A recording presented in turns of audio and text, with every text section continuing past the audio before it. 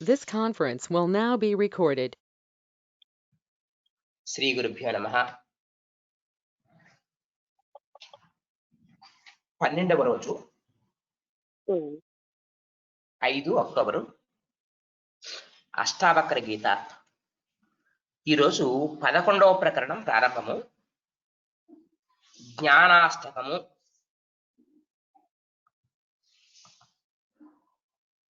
ఏంటండి? జ్ఞాన అష్టకము. జ్ఞాన అష్టకం మళ్ళీ 8. ఓకే. నిన్న 11వ అధ్యాయం అదే చెప్పుకున్న ఎండింగ్ 8వ శ్లోకం తాత్పర్యము. ఓ జనక, శరీరమునకును మనస్సుకును ఇంద్రియములకును శ్రమ వసుకునట్టి కర్మలెన్నింటినో చేయుచునే వచ్చుచూ ఉన్నావు. మరియు ఆ కర్మఫలముకు జనన మరణ రూప చక్రమనందు పరిభ్రమించుచూ ఉన్నావు. ఇప్పుడు కూడా దినదినమునకు ఎన్నియో దుఃఖములు ఉత్పన్నమనుకుచునే ఉన్నవి. కొంచెము కూడా శాంతి లభించడం లేదు.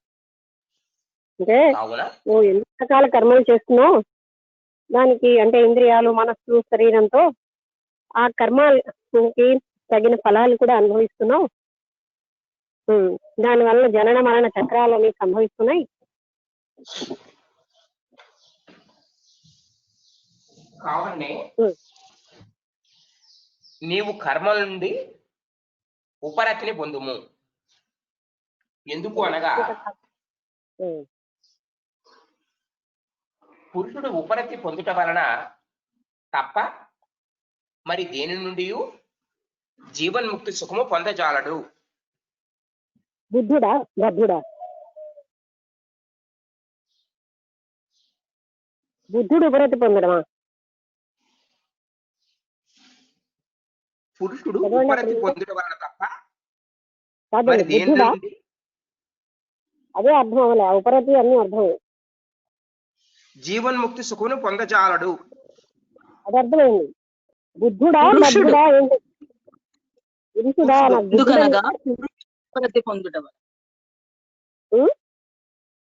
పురుషుడు మరి పురుషుడు బుద్ధుడు అని నిలబడి అందుకే బుద్ధుడా బద్ధుడా మీనింగ్ సరిపోలేదని అడిగాను.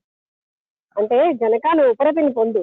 ఎందుకంటే ఉపరతి పొందడం వల్ల మాత్రమే, అంటే ఉపరతి అంటే ఇలాంటి కర్మలన్నింటినీ ఆపి శాంతిని పొందు. దానివల్ల మాత్రమే ఉపరతి పొందటం వల్ల మాత్రమే ఆయన జీవన్ముక్తుడు అవుతాడు. అంటే శాంతి అనేది ఆత్మకి, అంటే మనస్సు యుద్ధం అయిపోతుంది. లక్ష్మి, ఇక్కడ ఉన్నది ఏంటంటే నీవు కర్మల నుండి ఉపరతిని పొందుము అని ఉంది. అదే అర్థమైంది. అంటే అక్కడ పురుషుడు అనే దగ్గర అర్థం అవ్వలే కానీ, అందుకనే ఈ కర్మలు అని అంటే ఇంద్రియాలు, మనస్సు, శరీరంతో చేసే కర్మల నుంచి నువ్వు ఉపరతిని పొందు. అంటే వీటి నుంచి నువ్వు శాంతిని పొందావు. ఇవన్నీ ఏం చేస్తాయి? మనిషిని అశాంతిగా చేస్తున్నాయి అని నువ్వు ఉపరతిని పొంది జీవన్ముక్తుడు అవు అని చెప్తున్నారు.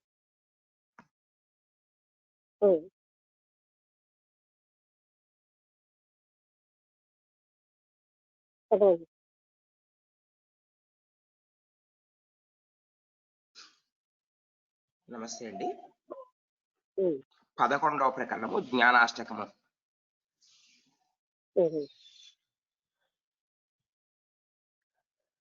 అది ఒకసారి లాస్ట్ లో చదవండి. ఏంటి? ఉపరతిని పొంది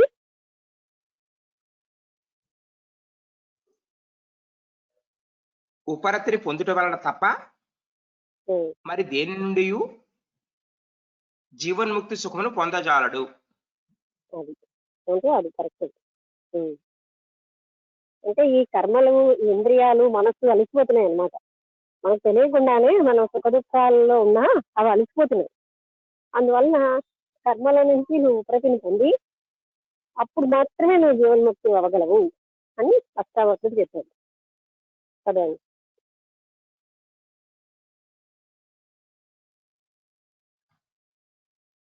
మీరు ఏంటి ఇంత పాసి తీసుకుంటారు? ఆంజనేయమూర్తి గారు అంతసేపు ఆపుతున్నారు ఏంటి? కనబడలేదా లైన్? లేకపోతే కారణం ఏంటి? చాలా పాజ్ తీసుకుంటున్నారు. తగ్గిస్తాను, పాస్ తగ్గించుకుంటాను. మిమ్మల్ని చిత్తశాంతి ఆపినప్పుడల్లా చాలా పాజ్ తీసుకుంటున్నారు. ఓకే, చదవండి. చిత్తశాంతి ఆత్మజ్ఞానము వలననే కలుగుచూ ఉన్నది. ఆత్మజ్ఞానము వినా మరే ఉపాయము చేతను మనశ్శాంతి కలుగుదు. అంటే ఆత్మజ్ఞానం వల్లనే మనకి చిత్తశాంతి కలుగుతుంది. మనం మామూలుగా కలిగిందని అనుకున్నదంతా భ్రమే. కేవలంగా ఆత్మజ్ఞానం వల్లనే చిత్తశాంతి కలుగుతుంది. ఆ మనశ్శాంతి అన్నది ఇంక ఏ ఇతర ఉపాయం వల్ల కలగదు. కావున ప్రథమమున ఆత్మజ్ఞాన సాధనమును చెప్పుచున్నాడు.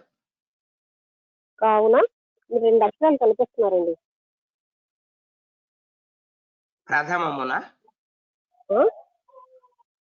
ప్రథమమున మొదట. ప్రథమమున. Okay okay. అంటే మొట్టమొదటిగా ఈ ఉపాయం అయినా చెప్పారు. ఒక అక్షరం క్లియర్ గా చదవండి. ఓకే. ఆత్మజ్ఞాన సాధనములను చెప్పుచూ ఉన్నాడు. ఓకే. ఇంకా ఆయన మొదలు పెట్టేది ఏంటంటే ఆత్మజ్ఞాన సాధనాలు ఒక్కొక్కటిగా. ఇక్కడ నమస్కారం మేడం. చెప్పండి. నాకు ఇక్కడ పవర్ లేకపోవడం వల్ల కొంచెం సిస్టమ్ కూడా ఆగిపోయే పరిస్థితి ఉంది. ఒక 5 నిమిషాల వరకు పర్వాలేదు, కానీ తర్వాత ఆగిపోతుందేమో తెలియదు.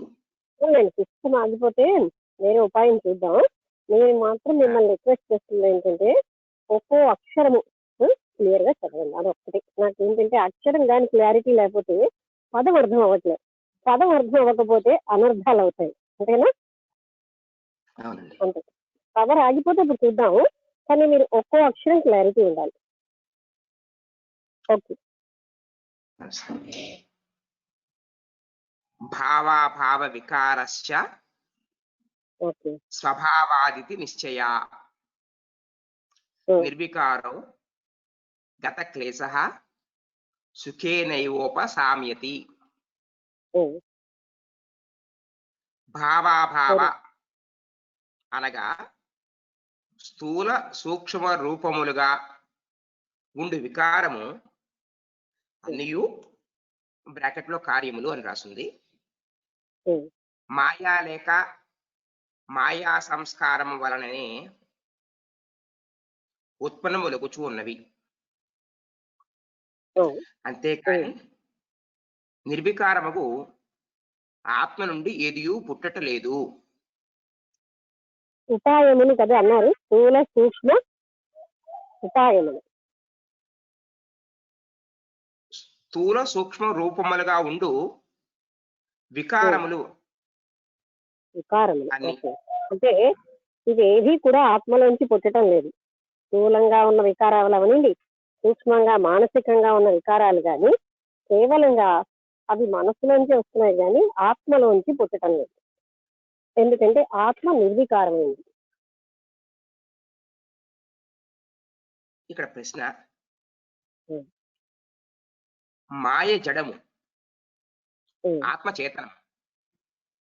కేవల జడముకు మాయ నుంచి కార్యోత్పత్తి కాజాలదు.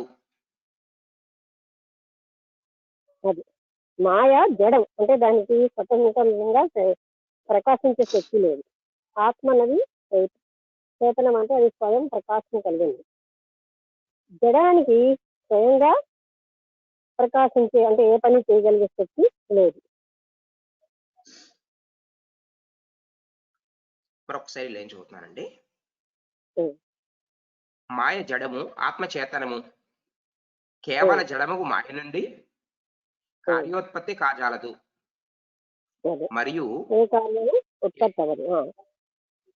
మరియు కేవల చైతన్యం నుండి కాదు. ఎందుకు అనగా నిరవయవముగు ఆత్మ నుండి సావయవమగు కార్యము ఉత్పత్తి కాజాలదు. నిర అవయవమగు ఆత్మ నుండి సా అవయవముగన. అవునండి. ఓకే.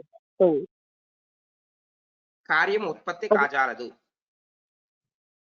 అది అది అది మనకు మొదటి నుంచి తెలుసుకున్న పాయింట్. ఎందుకంటే ఆత్మలోంచి ఏ రకమైనటువంటి కార్యము ఉద్భవించదు. ఎందుకంటే ఆత్మ ఏమి చెయ్యకుండా ఉంది. కానీ మళ్ళీ జడమైనటువంటి జడంకి కూడా కార్యాన్ని ఉత్పత్తి చేసే శక్తి లేదు.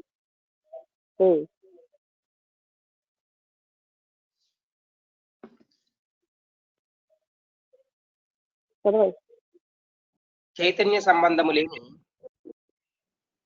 జడమగు మాయ నుండి కార్యోత్పత్తి కాజాలదు. ఒకసారి ఇక్కడ ఆపుతున్నాను మేడం. అది అది చదివిస్తుందే కదా మళ్ళీ చదువుతున్నారు. అలాగే చైతన్యంలోంచి కూడా, అంటే ఆత్మ చైతన్యం కూడా కార్యాన్ని చెయ్యదు. ఒక హాఫ్ మినిట్ మేడం, బయటకు వెళ్ళొస్తాను.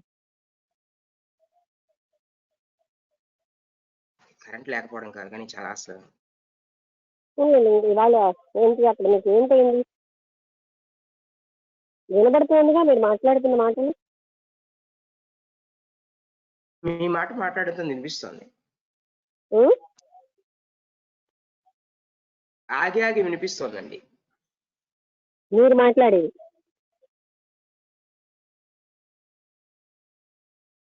అవునండి. మీరు చదవండి.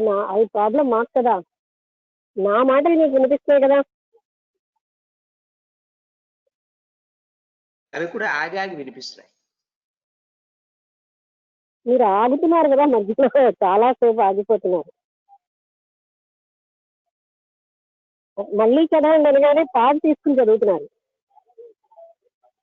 చాలా పాజు తీసుకుంటున్నారు. అది ఎందుకో తెలియట్లేదు. అది మీరు అన్న మాట చాలా చాలా సేపు తర్వాత కానీ నాకు వినిపించట్లేదు.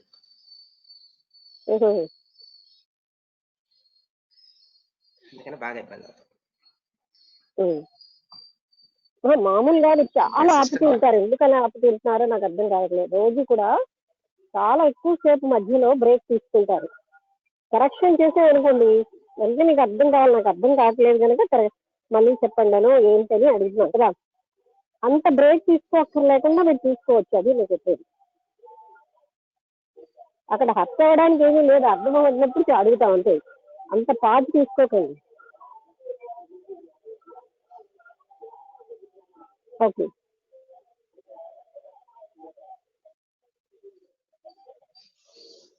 అలాగే మేడం. సరే, ఇప్పుడు అలాగే అనడానికి ఎంత పాటు తీసుకున్నారో చదవండి. ఇప్పుడు మనం చదువుకంటే మీ పాజులు ఎక్కువైపోయాయి. పాజు అంటే తెలుసా? ఆగడం. చాలాసేపు ఆగుతున్నారు. చదవండి. అవును మేడం, మీ మాట వినిపించింది. మళ్ళీ కరెక్ట్ అయ్యేసరికి లేట్ అయిపోతుంది బాగా. నా మాట వినిపిస్తోంది కదా, నేను అనగానే మీకు వినిపిస్తోంది. మీరు ఏం చేస్తున్నారంటే చాలాసేపు ఆగిపోతారు. అంటే ఆ మధ్యలో నేను మాట్లాడుతున్నానన్న ఇరిటేషన్ వస్తుందా ఏంటి? ఓకే.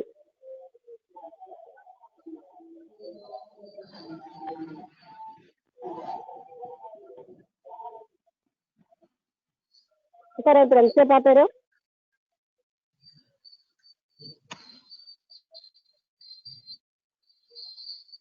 చదవండి.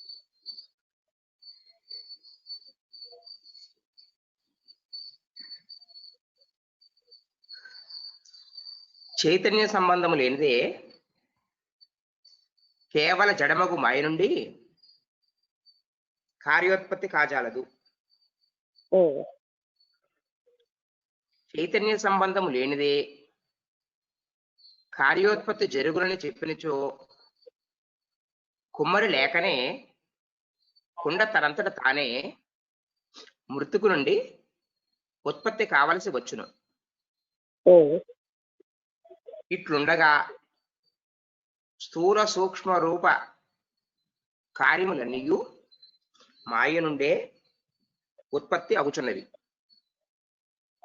అనియు అంటే ఇప్పుడు ఏం చెప్తున్నారండి, జడం అన్నది ఏ కార్యము చెయ్యలేదు. చైతన్యంతో సంబంధం లేకపోతే కార్యమేమీ జరగదు. కానీ చైతన్యం కూడా ఏం చేయటం లేదు. చైతన్య సంబంధం వల్ల పనులు జరుగుతున్నాయి. అలాగే మనం చెప్తామంటే చైతన్య సంబంధం లేకుండానే పనులు జరిగిపోతాయని చెప్తాం అనుకోండి. అంటే దృష్టాంతం ఏం చెప్తున్నారు, కుమ్మరి లేకుండానే కుండలు తయారైపోతాయా, అలాగన్నమాట అర్థం. అలా అవవు. అందుకని చైతన్య సంబంధం లేకుండా కార్యములు ఏమి జరగవు.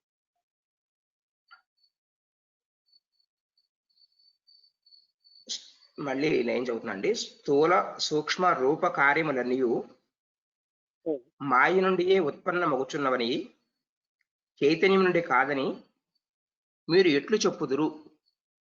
Question mark. అంటే ఈ స్థూలమైనవి సూక్ష్మమైనవి కార్యములు మాయలోంచే గాని చైతన్యంలోంచి ఉత్పన్నం అవటం లేదు ఎలా చెప్పగలుగుతున్నాం?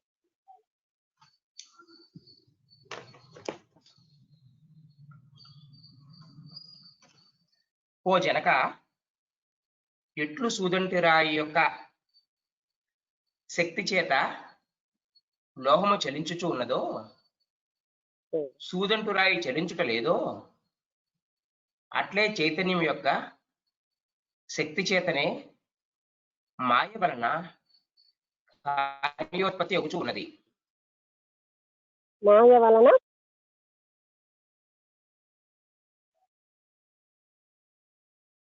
మాయ వలన కార్యోత్పత్తి అగుచు ఉన్నది. అంటే సూదంట్రాయ్ అంటే ఏంటంటే మ్యాగ్నెట్, అంటే అయస్కాంతం. అయస్కాంతం కవలకుండా ఒక దగ్గర ఉన్నా సరే అయస్కాంతం వల్ల ఎదురుగా ఉన్నటువంటి ఇనుప రజను ఇనుప వస్తువులు కదులుతాయి. సూదంట్రాయ్ కదలకపోయినా, అంటే అయస్కాంతం కదలకపోయినా అవి ఎలా కదులుతున్నాయో అలాగే చైతన్యం వలన ఇవి పనులన్నీ జరుగుతున్నాయి. స్థూల పనులు అంటే స్థూల దేహంతో చేసేవి, సూక్ష్మమైన పనులు అంటే మానసికంగా చేస్తున్నాయి. ఇవన్నీ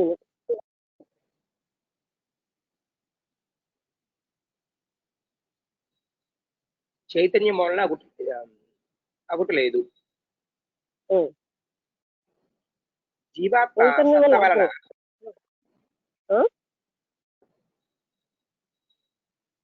చదివినండి, నాకు అర్థం కాలేదు చదివింది. చైతన్యం వలన అగుటలేదు. జీవాత్మ సత్త వలన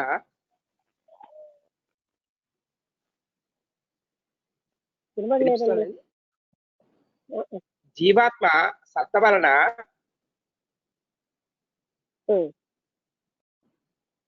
శరీరమునందు నకరోమాదులు ఉత్పన్నమగుచూ ఉన్నవి.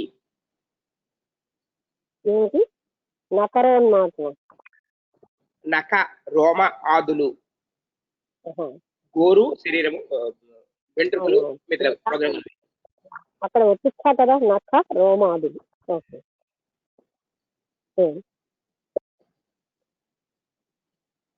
కానీ ఆత్మయందు లేవు. ఆత్మ అసంగము, నిర్వికారము, శరీరము వికారి నశ్వరము, ఆత్మ నిత్యము చేతనము.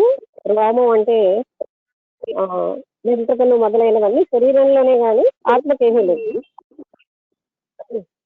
శరీరము వికారి నశ్వరము, అది వికారంతో ఉంటుంది. అదే ఆత్మ శాశ్వతమైనది, వికారాలు లేకుండా ఉంటుంది. ఆత్మ నిత్యము చేతనము, శరీరము అనిత్యము జడము అని నిశ్చయముగా తెలుసుకుని పురుషుడు శ్రమ లేకయే శాంతిని పొందుచున్నాడు. ఏమిటి లేకయే? శ్రమ లేకయే, భ్రమ లేకయే, శ్రమ లేకయే శాంతిని పొందుచున్నాడు. శాంతి అంటే ఇక్కడ జ్ఞానం అన్నమాట. భ్రమ లేని జ్ఞానాన్ని ఆయన పొందుతున్నాడు. అంటే వికారం అంతా కూడా శరీరానికి అశాశ్వతమైనది శరీరమే, శాశ్వతమైనది వికారాలు లేనిది ఆత్మ అని తెలుసుకున్న వ్యక్తి జ్ఞానం పొందుతున్నాడు. కాంతిని పొందుతున్నాడంటే జ్ఞానం అవుతున్నాడు. ఏ వికారమైన శరీరానికే గాని ఆత్మకు లేదు. అన్యుడు పొందజాలడు.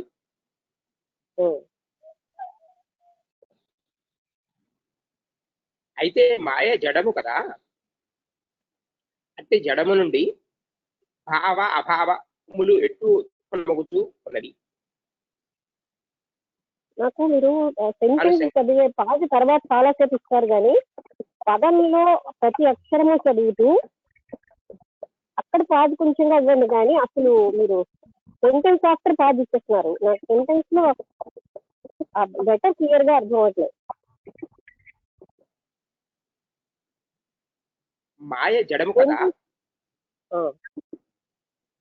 ఓకే, అట్టి జడము నుండి భావాభావములు ఉత్పన్నమొకటి ఎట్టు. ముందు ఇదేనా, ఇంతకంటే ముందు ఏమైనా చదివారా? లేదండి. నేను ఎక్స్ప్లెయిన్ చేస్తుంది అంతా అంటే చైతన్యమే సమస్తం, దానికి వికారం లేదు, అది శాశ్వతమైనది, దాని తర్వాత నేను చదివే లైన్ ఇదేనా?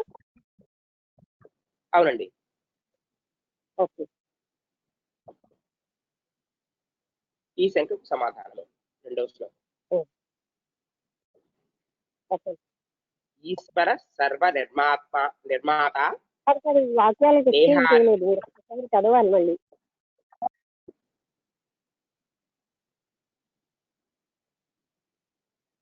ఈశ్వర సర్వ నిర్మాత. దీనికంటే ముందు చదవండి, కొంచెం ఎలక్ట్గా లేదు మీరు వాళ్ళు. మాయ జడము కదా, అట్టి జడము నుండి భావాభావములు ఉత్పన్నమగుట ఎట్టు. క్వశ్చన్ అది. మాయ జడం కదా, అట్టి జడం నుంచి భావ భావికలు అనా? భావాభావములు భావాభావములు ఉత్పన్నమగుట. అదే జడమైనటువంటి మాయలోంచి ఈ భావము అభావము అనేవి ఎలా ఉత్పన్నం అవుతున్నాయి? మాయ జడమైంది కదా,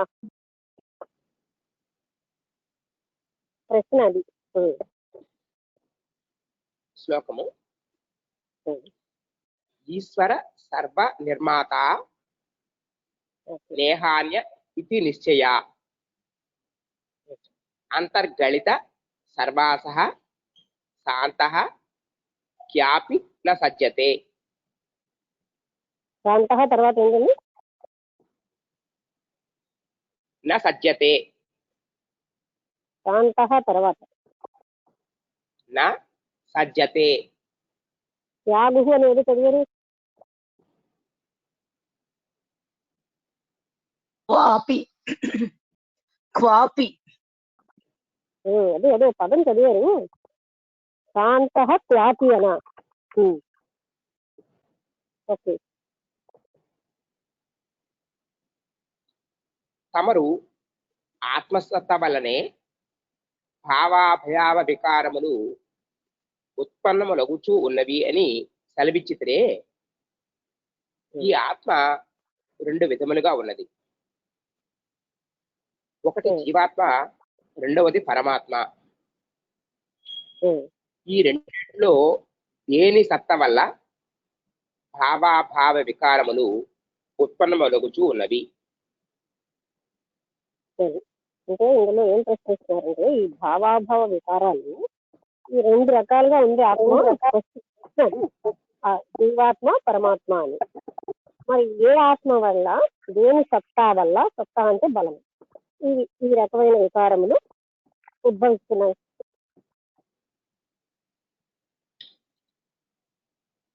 ఈశ్వర సత్త వలన సంపూర్ణ జగత్ పదార్థములు ఉత్పన్నమగుచూ ఉన్నవి. ఆన్సర్ ఇది జవాబైనా మీరు చదివేది. ఈశ్వరుడి యొక్క సత్తా వల్లనే సమస్త పదార్థములు ఉత్పత్తి అవుతున్నాయి. అవునండి. ఓకే. జీవాత్మ సత్త వలన శరీర సంబంధమైన నకరోమాదులు ఉత్పన్నమగుచూ ఉన్నవి. ఎందుకు అనగా ఆ జీవాత్మ తన శరీర మాత్ర వ్యాప్తమై ఉన్నది. అది జీవాత్మ ఈ కారణం ఎక్కడుంది వల్ల అంటే అంతా వ్యాపించింది. జీవాత్మ సత్త వల్లే నఖరోమాదులన్నీ శరీరంలో ఉత్పత్తి అవుతున్నాయి. ఈ కారణం వల్ల అది పరిచ్ఛిన్నం ఒకటిచే దాని సత్త వలన జగత్ పదార్థము ఉత్పన్నము కాజాలవు. అక్కడ ఏం పదార్థం అండి? జగత్ పదార్థములు అంటే జీవాత్మ అనేది పరిమితం. అర్థమైంది. దానివల్ల జగత్తులో పదార్థాలు అనేవి దానివల్ల ఉత్పత్తి అవ్వవు. అసలు నిజంగా చెప్పాలంటే ఒకటే ఉంది, పరమాత్మే అంటే ఒక జీవిలో ఉన్నప్పుడు జీవాత్మ అని వ్యవహరిస్తున్నాం. అంటే ఎలాగైతే కుండలో ఉన్న ఆకాశం వేరు, ఆకాశం అంటే స్పేస్ ఖాళీ స్థలం, బయట అనేది ఆకాశం వేరు అంటున్నాం. కానీ రెండు ఒకటే. కుండలో ఉన్నప్పుడు కుండలో ఉన్న ఆకాశం అంటూ దానికి మనం ఎలా అయితే జీవాత్మ, శరీరంలో ఉన్న ఆత్మతత్వాన్ని జీవాత్మ అని పేరు పెట్టాం. ఆ జీవాత్మ శరీరం అంతటా వ్యాపించింది, అది పనులు చేస్తుంది. దానికి జగత్తులో పదార్థాలను ఉత్పత్తి చేసే శక్తి లేదు.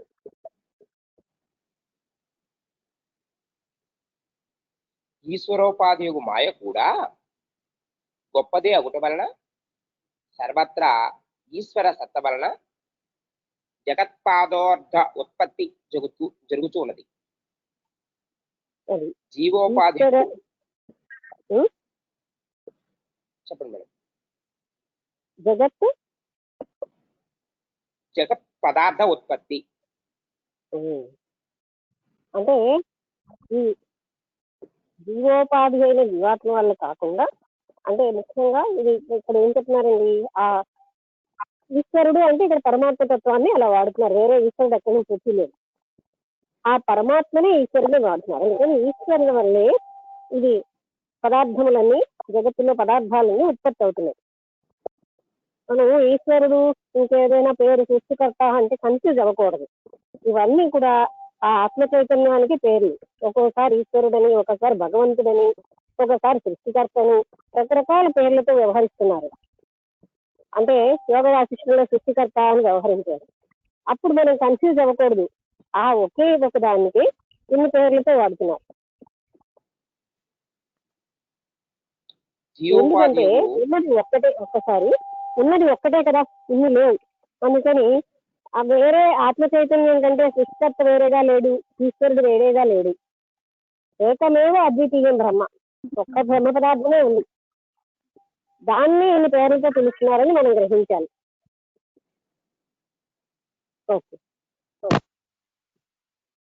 అంతఃకరణము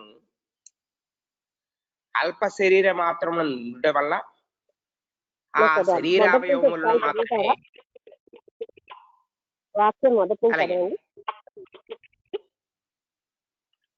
జీవోపాధికు అంతఃకరణము అల్ప శరీర మాత్రమునందు ఉండుట వల్ల ఆ శరీరావయవములను మాత్రమే అది వృద్ధిని పొందించుచు ఉన్నది.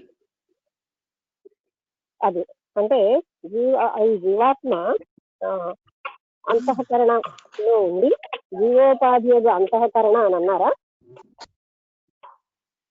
అవునండి. అది కేవలంగా శరీరంలో వ్యాపించి ఉంది, శరీరాన్ని వృద్ధి పొందించడం అలా అని చేస్తుంది. అల్పోపాధి గలవాడొకటి వలన జీవుడు అల్పజ్ఞుడగును, అల్పశక్తిమంతుడును, సర్వోపాధి గలవాడును ఒకటి వలన ఈశ్వరుడు సర్వజ్ఞుడును సర్వశక్తిమంతుడును అగుచూ ఉన్నాడు. అల్పశక్తివంతుడని మొదలెట్టారు ఏంటండి? ఆ వాక్యం మళ్ళీ చెప్పండి. అల్పశక్తివంతుడని మొదలెట్టారు కదా, చదవండి ఒకసారి. అల్పోధాన కలవాడు ఒకటి వలన, అల్ప ఉపాధి కలవాడు ఒకటి వలన. అది అర్థమైంది. అంటే శరీరం చిన్నగా ఉన్న శరీరమే ఉపాధిగా తీసుకున్న వాడి వల్ల జీవుడేమో పరిమితంగా ఉంటున్నాడు, మళ్ళీ అల్పోపాధి నేను చదివారు అల్ప శక్తిమంతుడని చదవండి. జీవుడు అల్పజ్ఞుడును అల్ప శక్తిమంతుడును ఉమ్, సర్వోపాధి గలవాడు ఒకటును వలన ఈశ్వరుడు సర్వజ్ఞుడును సర్వశక్తిమంతుడును అగుచూ ఉన్నాడు. ఇంకా వేదం చెప్తున్నారేమో. జీవుడు అల్పజ్ఞుడు అల్ప ఉపాధి కలవాడు. ఈశ్వరుడు అంటే ఆ పరమాత్మ తత్వం, అది అనంతమైన శక్తి సామర్థ్యాలు కలది. అందుకని అనంతమైనటువంటి పనులు చేయబడతాయి. లక్ష్మి ఒక్క నిమిషం, ఇందులోని ఇది ఎలా అనిపిస్తుంది అంటే నేను అనుకోవడం అక్కడ కామా కాకుండా ఫుల్ స్టాప్ ఉండాలి. అల్పోపాధి గలవాడగుట వలన జీవుడు అల్పజ్ఞుడును అల్పశక్తిమంతుడును అని ఒక ఫుల్ స్టాప్ ఉంటే మనకి ఆ అర్థం అక్కడ కంప్లీట్ అవుతుంది. సర్వోపాధి అర్థమైంది, అందుకే అలాగే ఎక్స్ప్లెయిన్ చేశాను కదా. రెండోసారి ఆయన చదివినప్పుడు జీవుడు అల్పశక్తివంతుడు అల్పమైన ఉపాధి కలవాడు కనుక ఆయన అంటే శక్తి కూడా ఆయన తక్కువగా ఉంది. అదే పరమాత్మ అంటే ఈశ్వరుడుని పరమాత్మ అని చెప్తున్నాను. ఆయన లేదు సెకండ్ టైం చదివిన అర్థమైపోయింది.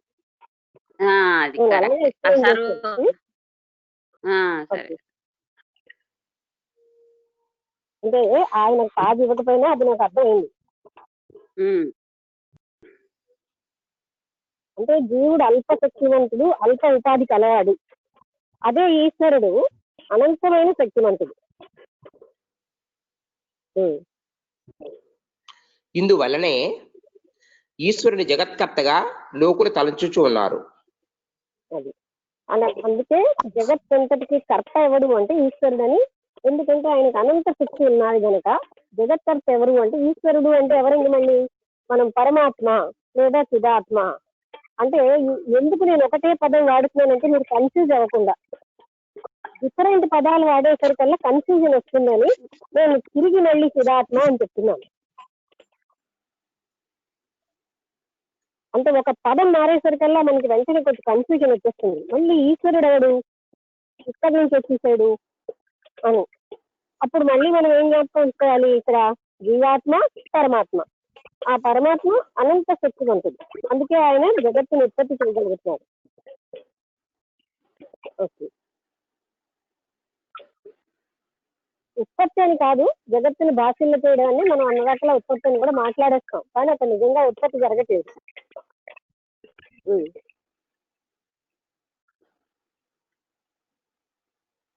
వాస్తవమునకు అతడు కర్త కాడు, కేవల మాయోపాధి వలన కర్తృత్వ వ్యవహారము ఈశ్వరుని యందు గౌరవముగా ఉన్నది, ముఖ్యముగా లేదు. గౌరవముగా ఉన్నది మరొకటి ఏంటన్నారు, గౌరవముగా. వాళ్ళకి ఇంకెవరైనా చదువుతారా? ఆయనకి ప్రాబ్లం ఉన్నట్టుంది ఇక్కడ, అంటే టెక్నికల్ ప్రాబ్లం కూడా మధ్యలో. లక్ష్మి, నేను కాసేపు చదువుతాను, వసంత కాసేపు చదువుతుందేమో చదువు. అలాగే అడుగు. ఒక ½ an hour నేను చదువుతాను, తర్వాత మిగతాది అంటే కారణం సరేనా వసంత?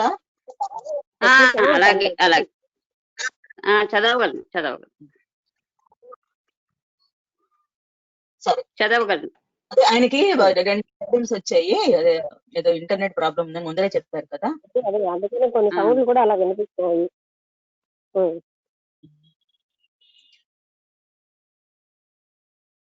ఈశ్వరుని జగత్కర్తగా లోకులు తలంచుచున్నారు. వాస్తవమునందు అతడు కర్త కాడు, కేవల మాయోపాధి వలన. అక్కడ కాపు, ఎందుకంటే ఈ కాన్సెప్ట్ కొంచెం ఎక్స్ప్లెయిన్ చేయాలి. ఈశ్వరుడు జగత్తుని సృష్టించాడు అని అందరూ భావిస్తున్నారు, కానీ నిజానికి ఆయన జగత్తు యొక్క కర్త కాదు. అది ఎందుకని మాయోపాయం అని అంటే ఎందుకంటున్నారంటే అద్దంలో ప్రతిబింబంలాగా తనలో ప్రతిబింబిస్తుంది జగత్తు, కానీ ఆయన దాన్ని సృష్టించలేదు కదా. ఆ పాయింట్ కి ఆయన నిజానికి జగత్తు కర్త కాదు.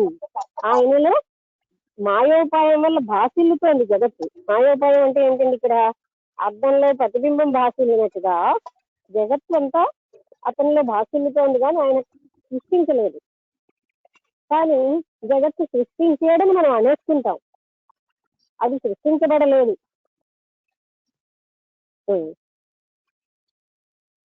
కేవల మాయోపాధి వలన కర్తృత్వ వ్యవహారము ఈశ్వరుని యందు గౌణముగా ఉన్నది, ముఖ్యముగా లేదు. గౌణము అన్నది కొత్త పదం. నాకు గౌణం అంటే తెలుసు, అంటే అంతర్నిహితంగా ఉంది. ఈశ్వరుల్లో మనం ఏం చేస్తున్నాం, ఆయన కర్త, ఆయనే తయారు చేస్తాడు, సృష్టిస్తున్నాడు అన్న దాన్ని మనం ఆయనలో ఆపాదిస్తాం, అంటే పెట్టేస్తున్నాం లోపల. కానీ ఈశ్వరుడు సృష్టించలేదు జగత్తుని, కానీ సృష్టించాడు, ఆయనే కర్త అన్న భావన మాత్రం అక్కడ ఆపాదిస్తుంటాం. అయితే ఎందుకని జగత్తు వచ్చింది అంటే ఆయనలో అది భాసిల్లుతోంది. ఎలా అయితే అద్దంలో ప్రతిబింబం ఎలా ఉందో ఆ ఈశ్వర చైతన్యంలో జగత్ అలాగా ప్రతిబింబంలా ఉంది. అందుకని సృష్టించలేదు అన్నది, ఆయన సృష్టించాడన్న కర్తృత్వం కూడా ఆయనకు లేదు. అందరూ ఆపాదిస్తారు గౌణముగా, అంటే ఈశ్వర చేతి సృష్టి అయిందని అనేస్తారు అలా. ఓకే. నిజమునకు ఈశ్వరుడు జీవుడు, నిజమునకు ఈశ్వరుడు జీవుడు కూడా అకర్తలే.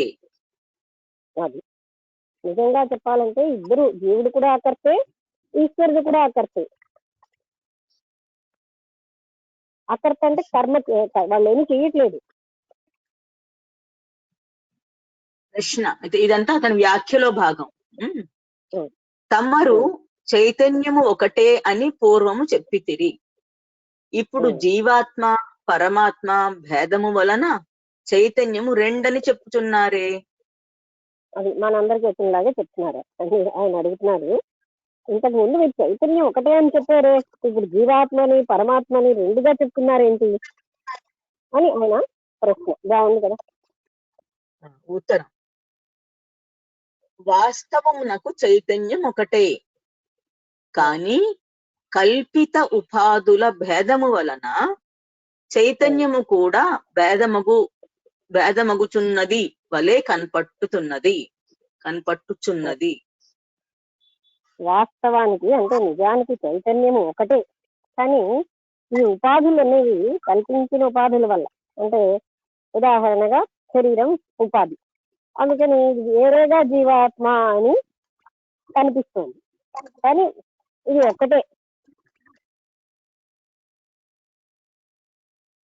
ఓ రాజా, అవిద్య, ఒక చిన్న కోట్ ఉన్న సంస్కృత కోటు, అవిద్య తత్కార్య రహిత శుద్ధ. అవిద్య తత్కార్యముల నుండి రహితమైనదే శుద్ధ చైతన్యము. దీనిని నిర్గుణ బ్రహ్మమనియు చెప్పుదురు. అవిద్య మొదలైనటువంటి వాటన్నిటిలోంచి శుద్ధమైనదే చైతన్యం, అంటే ఆ చైతన్యాన్ని నిర్గుణ బ్రహ్మ అని అంటారు. అంటే అక్కడ అవిద్యారహితంగా ఉంటుంది. ఇంకొక కోట్ ఉన్నది సంస్కృతంది, ఒక లైన్, సర్వనామ రూపాత్మక ప్రపంచ ప్రపంచాధ్య సర్వనామ రూపాత్మక ప్రపంచాధ్య సాధిష్టాన్వతం బ్రహ్మత్వం. మీనింగ్, సంపూర్ణ నామ రూపాత్మక ప్రపంచము యొక్క ఆధ్యాసమునను అధిష్టానమే బ్రహ్మము. ఈ శుద్ధ చైతన్య పరబ్రహ్మమునందే నామ రూపాత్మకమైన సమస్త ప్రపంచమయు అధ్యస్థమై ఉన్నది. ఇక్కడ అధ్యస్థమై ఉన్నది అంటే ఏంటంటే చైతన్యంలోనే అది ఆ, ప్రతిబింబంగా ఉంది అనడానికి. అంటే అది కేవలంగా భాషిల్లుతోంది కనుక ఆ జగత్ అందులో ఉంది అని చెప్పట్లేదు. ఈ మొత్తం ఈ చైతన్యం అన్నది ఈ నామరూపమైనటువంటి జగత్తుకి ఆధారమై ఉంది. కానీ అది అంటే దాంట్లోంచి జగత్తు పుట్టలేదు, జగత్తు భాషిల్లుతోంది. ఉమ్, మాయ ఎందు ప్రతిబింబించిన చైతన్యమునకు ఈశ్వరుడనియు, అంతఃకరణమునందు ప్రతిబింబించిన చైతన్యమునకు జీవుడనియు చెప్పుదురు. అయితే ఇక్కడ కొంచెంగా తేడాగా చెప్తున్నారు. అక్కడ మనకి ఏం చెప్పారంటే చిత్రా రహస్యంలో చైతన్యంలోనే మాయ కూడా ఒక లక్షణం ఉంది. అంటే ఏంటి, అవ్యక్తాన్ని మాయ అన్నారు. అవ్యక్తం అన్న ఒక లక్షణం కూడా ఉంది కనుక జగత్తు నిత్యముగా కనిపిస్తుంది. అందుకని మనం అలాగే అర్థం చేసుకుంటే రైతు. ఎందుకంటే ఈ చిదాత్మలో లేదా ఉన్న చైతన్యంలో ఆ అవ్యక్తము అంటే మాయ ఒక భాగంగా ఉంది. అందువలన మనకేంటంటే జగత్తు సత్యముగా ఉన్నట్టుగా గోచరిస్తోంది, స్థిరంగా ఉన్నట్టు అని అక్కడ చెప్పబడింది. అందుకని మనం ఏం తెలుసుకోవాలంటే ఇక్కడ జీవాత్మ అంటే మనకి శరీరం అంతా వ్యాపించి ఉన్నటువంటి ఆత్మని వ్యవహారానికి జీవాత్మ అంటాం.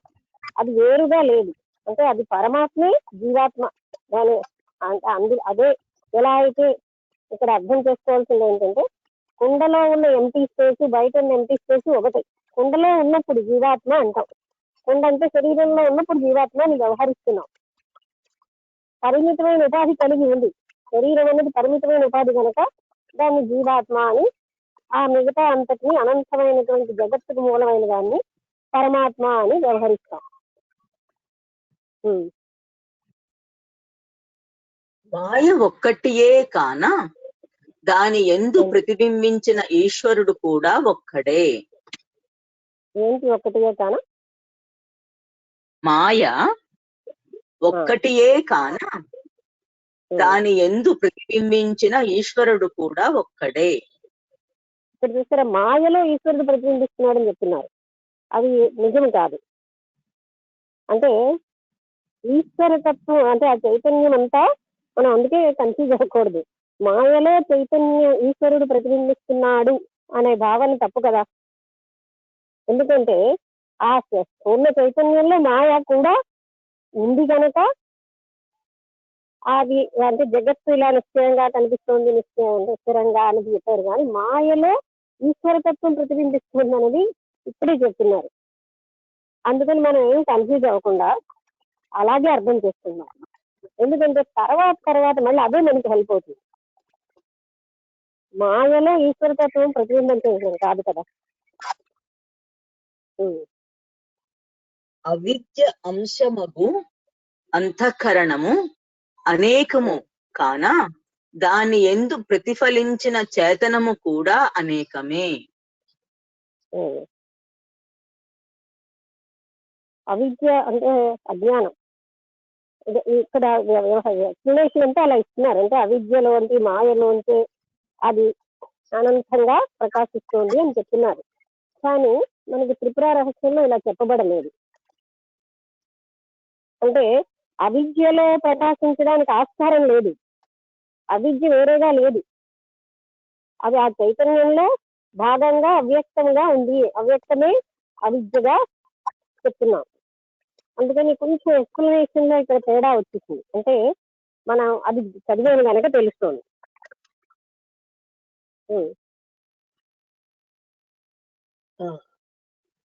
దీన్ని మనం ఓవర్లుక్ చేద్దాం.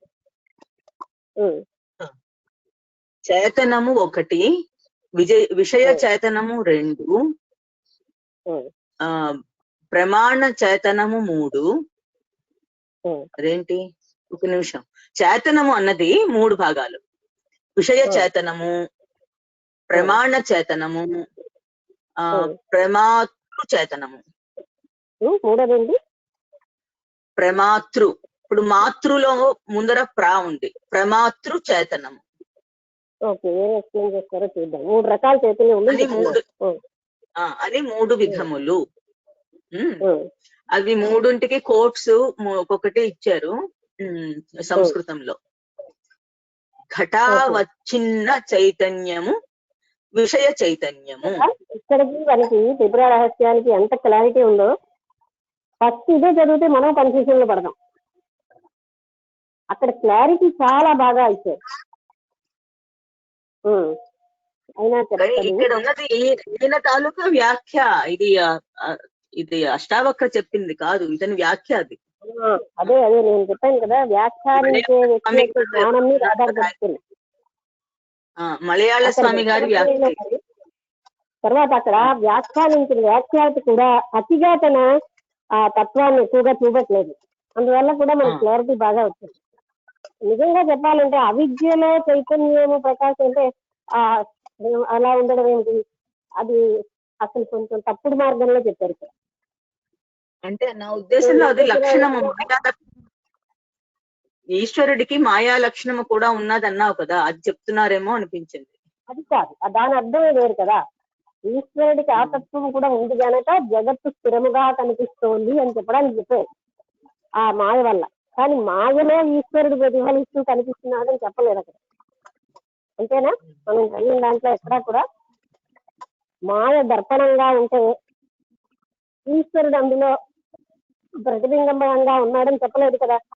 ఈశ్వర తత్వంలో ఆ చైతన్యంలో జగత్తు ప్రతిబింబంగా ఉండదని చెప్పారు, కానీ ఈశ్వరుడే ప్రతిబింబంగా ఉన్నాడని చెప్పడం తప్పు కదా మనం తెలుసుకున్న దాన్ని బట్టి.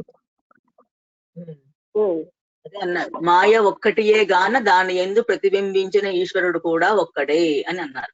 ఇక్కడ మూలం మాయ అని చెప్తున్నారు. అంటే మూలమేమో ఆ పరమాత్మ చైతన్యం అని చెప్పట్లేదు. మాయ అన్నది ఎక్కడి నుంచి వచ్చింది, అది కూడా పాయింట్ కదా. మాయ ఒక్కటే కనుక మాయలో ఈశ్వరతత్వం ప్రతిబింబిస్తోంది కనుక అది ఒక్కటే అని చెప్పడం, అక్కడ 2 పదార్థాలు తయారైతాయి. ఆ చైతన్యానికి మాయ అన్నటువంటి ఒక స్వభావం కూడా ఉంది కనుక అక్కడ చెప్పింది ఏంటంటే నిత్యంగా కనిపిస్తున్నది జగత్తు. ఓకే, సరే, ఈ పాయింట్ మనం మళ్ళీ మరొకసారి ఆలోచించాలి. ఇక్కడ ఎందుకు ఇలా ఎక్స్ప్లెయిన్ చేశారని ఆయన పట్టుకుంటే అడగాలి. చైతన్యం అన్నది 3 భాగాలని చెప్పాను కదా, 3 విధములు. విషయ చైతన్యము, ప్రమాణ చైతన్యము, మాతృ చైతన్యము. తర్వాత 3 సంస్కృత పదాలు ఉన్నాయి. దీన్ని ఒక్కొక్క దాన్ని ఎక్స్ప్లెయిన్ చేస్తూ చదవమంటే చదువుతాను. ఎక్స్ప్లెయిన్ కాదు, కోట్స్, సంస్కృత కోట్. ఎక్స్ప్లెయిన్ చదవమంటే చదువుతాను, దీన్ని స్కిప్ చేసేసి ముందరికి వెళ్తాను. చదివి ఒకసారి చదివేసిన తర్వాత స్కిప్ చేద్దాం. సరే సరే. 3 భాగాలు అంటున్నారు. దేన్ని 3 భాగాలు అన్నారు? చైతన్యాన్ని కదా. 3 డెఫినిషన్స్ ఉండు. 3 చైతన్యము 3 విధములు. ఓకే, ఫస్ట్ విధము విషయ చైతన్యము. అదే సంస్కృతంలో ఘటా చిన్న చైతన్యము, విషయ చైతన్యము అని డెఫినేషన్. విషయ చైతన్యం అంటే మనకు అర్థమైంది. అంటే ఇప్పుడు ఉదాహరణగా శరీరంలో ఉన్న చైతన్యం, తర్వాత ప్రపంచంలో ఉన్న వస్తువులన్నింటిలో ఉన్నది, ఆ రకంగా విషయ చైతన్యం.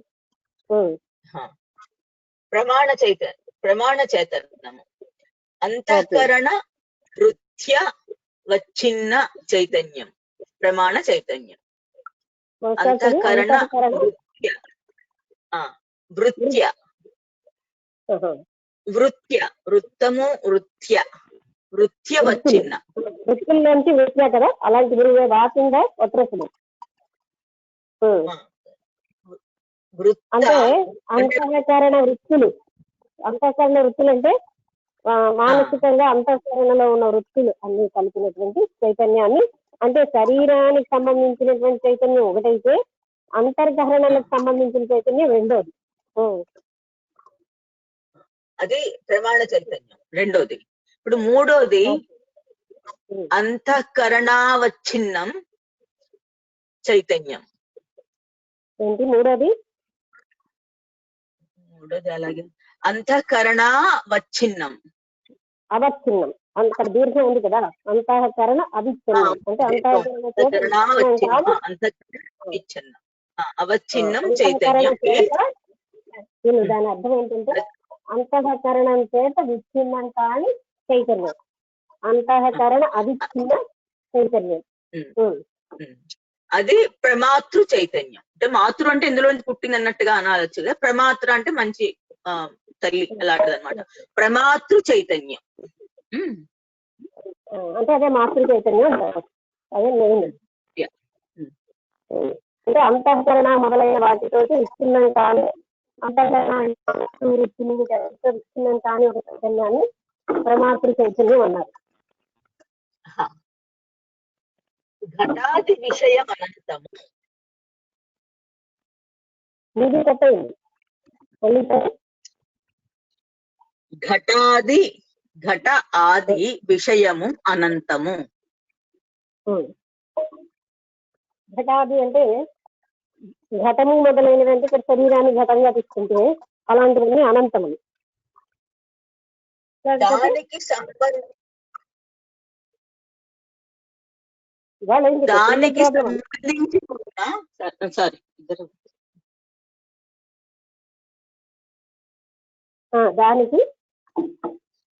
దానికి సంబంధించి ఉన్న అంతఃకరణ వృత్తులు కూడా అనంతములే.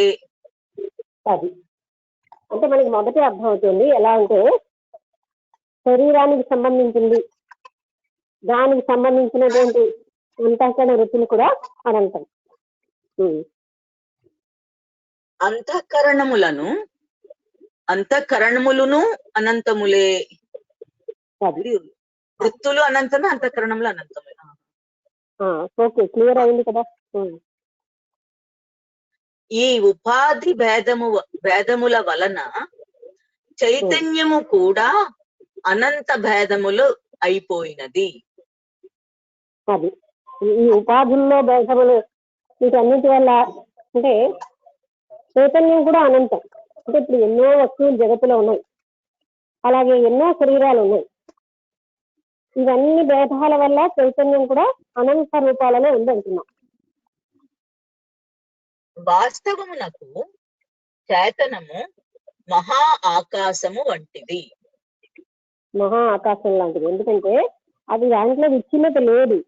ఇప్పుడు శరీరంలోకి చైతన్యం వచ్చింటే మనం ఆ చైతన్యం వల్ల అది వేరేగా కనిపిస్తుంది. అలాంటి శరీరాల్లోకి వస్తువులలోకి ఉన్న చైతన్యం వల్ల ఆ చైతన్యం విచ్ఛిన్నంగా ఉంది అని అనిపిస్తుంది, కానీ వాస్తవానికి చైతన్యానికి విచ్ఛిన్నతే లేదు. అది మహాకాశంలాగే ఉంది, ఏ రకమైన ఏకమాత్రంగా ఉంది, దాంట్లో ముక్కలుగా లేదు. నిజము ఆలోచించినచో ఎట్లు మహా ఆకాశమునకు ఘట మఠాది ఉపాధులతో నెట్టి సంబంధమును లేదు, అట్లే కల్పిత ఉపాధులతో కూడా చైతన్యమునకు నెట్టి సంబంధమును లేదు. అది అంటే ఇప్పుడు ఆకాశం ఏమో కుండలో ఉన్నప్పుడు ఘటాకాశం అంటున్నాం. ఆ ఘటంతో ఆకాశానికి సంబంధం లేదు. అలాగే అసలైన చైతన్యానికి కూడా మన ఇన్ని రకాల ఉపాధులతో ఇన్ని రకాలుగా విడబడిందన్న దాంతో ఏమీ సంబంధం లేదు. అది ఏకమాత్రంగానే ఉంది. అంటే ఆకాశం అంటే ఖాళీ ప్లేస్, అది ఒక కుండలో గిన్నెలో రకరకాలుగా కనిపిస్తుంది. అది విడిపడి లేదు, అది కుండ ఉండడం బట్టి వేరేగా కనిపిస్తుంది. ఆకాశం ఒకటే.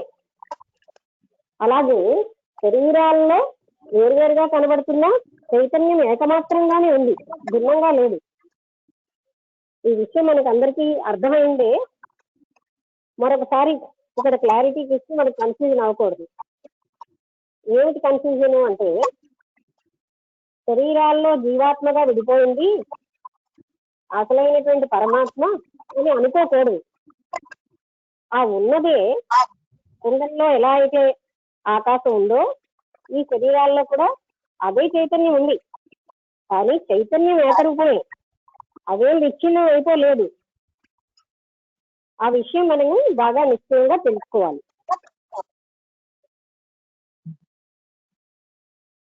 ఇది అందరికీ అర్థమైంది కదా. లక్ష్మి, ఇప్పటికి 2వ శ్లోకం తాలూకా వ్యాఖ్య పూర్తి అయ్యింది. అయితే 2వ శ్లోకం తాలూకా తాత్పర్యము ఈయన మలయాళ స్వామి గారు చెప్పింది తెలుగులో ఒక రకంగా ఉన్నది, ఇంగ్లీష్ లో ఇంకొక రకంగా ఉన్నది. తెలుగులో ఎలా ఉంది?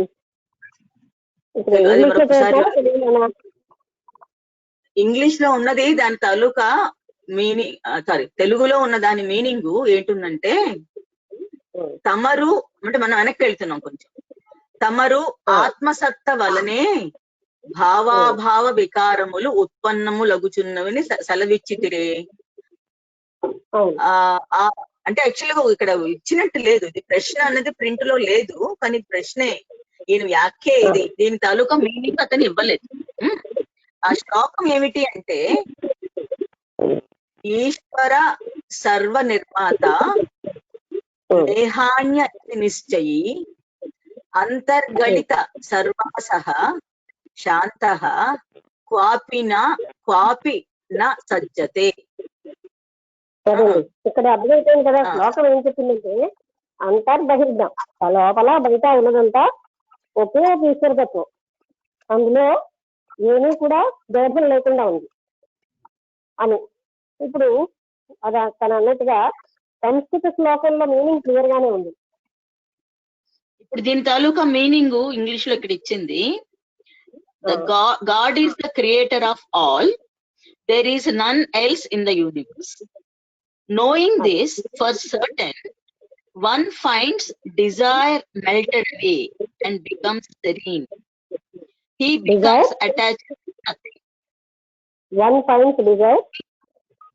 No, knowing this for certain, one finds desire melted away and becomes serene. He becomes attached to nothing. అది అంటే ఎప్పుడైతే కేవలంగా ఒకటే ఉన్నది అనేది తెలిసిందో, కోరికలు అన్నవి పూర్తిగా విలీనం అయిపోతాయి. అప్పుడు ఆయన దేనితోటి బంధం కలిగి ఉండడు. అంటే ఇన్ని రూపాలుగా విడిపోయింది అన్నప్పుడున్న భావన ఏకమాత్ర చైతన్యంగానే ఉన్నది అన్నప్పుడున్న భావనకి, అప్పుడు నేను వేరుగా ఉన్నాను అన్న భావన వల్ల డిజైర్స్ అన్ని వస్తాయి. ఇదంతా ఏకమాత్రంగానే ఉంది అనే జ్ఞానం తెలిసాక ఆ వ్యక్తి కోరిక రహితమై అప్పుడు ఆయన జ్ఞానాన్ని పొందుతాడు, ఏకమాత్ర చైతన్యం అనే అనుసంధానం. ఏదైనా మనకి క్లారిటీ ఏంటంటే ఒకసారి చెప్పేస్తాను. కేవలంగా ఒకే చైతన్యము ఇన్ని శరీరాలలో ఉండి దానికి వేరు వేరు పేర్లతో జీవాత్మని పేరు పెడుతున్నాం, కానీ ఉన్నది ఒకటే చైతన్యం, రెండు లేవు అసలు. అదే శరీరంలో పరిమితంగా ఉన్నప్పుడు జీవాత్మని పేరుతో వ్యవహరిస్తున్నాం. ఎలా అయితే కుండలో ఉన్నటువంటి ఆకాశాన్ని కుండ అని వాడుతున్నామో, అంతేగాని బయట ఉన్న ఆకాశము కుండలో ఉన్న ఆకాశము ఒకటే, రెండు వేరుగా లేవు. అలాగే ఇది కూడా వేరుగా లేదు. జీవాత్మ అని పరమాత్మ కంటే భిన్నమైంది కాదు, పరిమితమైనటువంటి ఉపాధిలో ఉంది కనుక ఉపాధిని ఆవహించి అందుకని దాన్ని జీవాత్మని వ్యవహరిస్తున్నాం. కానీ అది వ్యవహారానికే కానీ అది భిన్నంగా లేదని తెలుసుకున్నాక ఆ వ్యక్తి తను అన్ని రకాలైనటువంటి కోరికల నుంచి విముక్తుడై ఆయన జ్ఞానం పొందుతున్నాడు.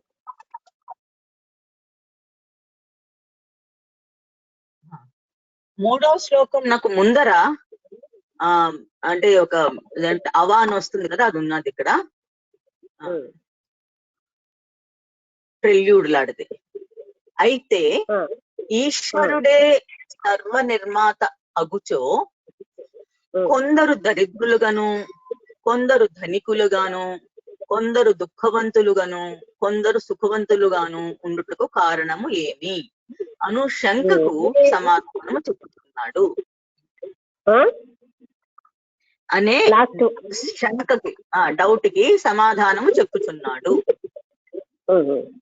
శంకకి అంటే ఇదేంటంటే పరశురాముడు అక్కడ దత్తాత్రేయులు వాడు అడిగాడు, ఒక్కటే చైతన్యం అయినప్పుడు అంటే అతను జ్ఞాని అన్న భావనలో అడిగారు. జ్ఞానులు ఇన్ని రకాలుగా ఎన్నుకున్నారు.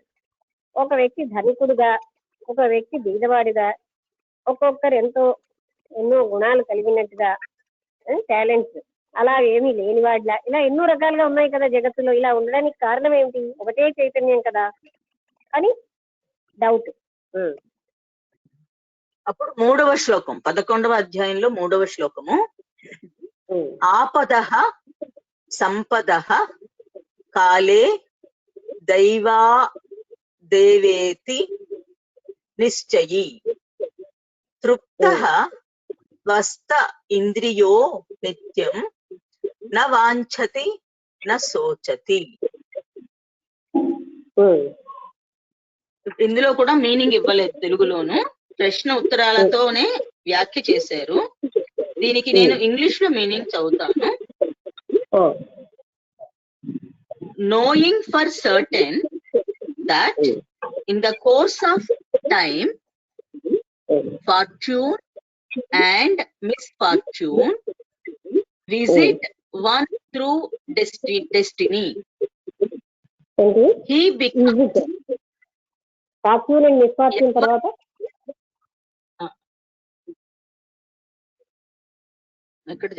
knowing for certain that in the course of time fortune and misfortune visit one through destiny.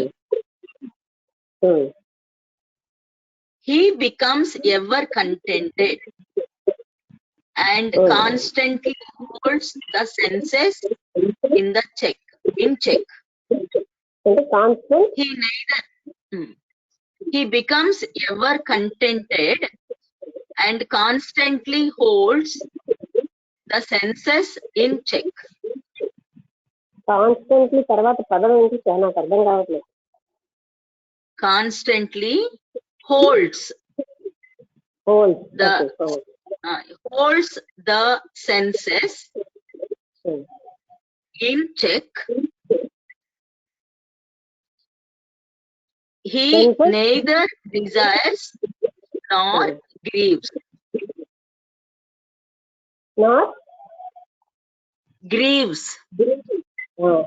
తర్వాత సెన్సెస్ ఏంటి? హోల్డ్స్ సెన్సెస్ తర్వాత అది IN చెకింగ్. ఓకే, అర్థమైంది. అంటే చదివి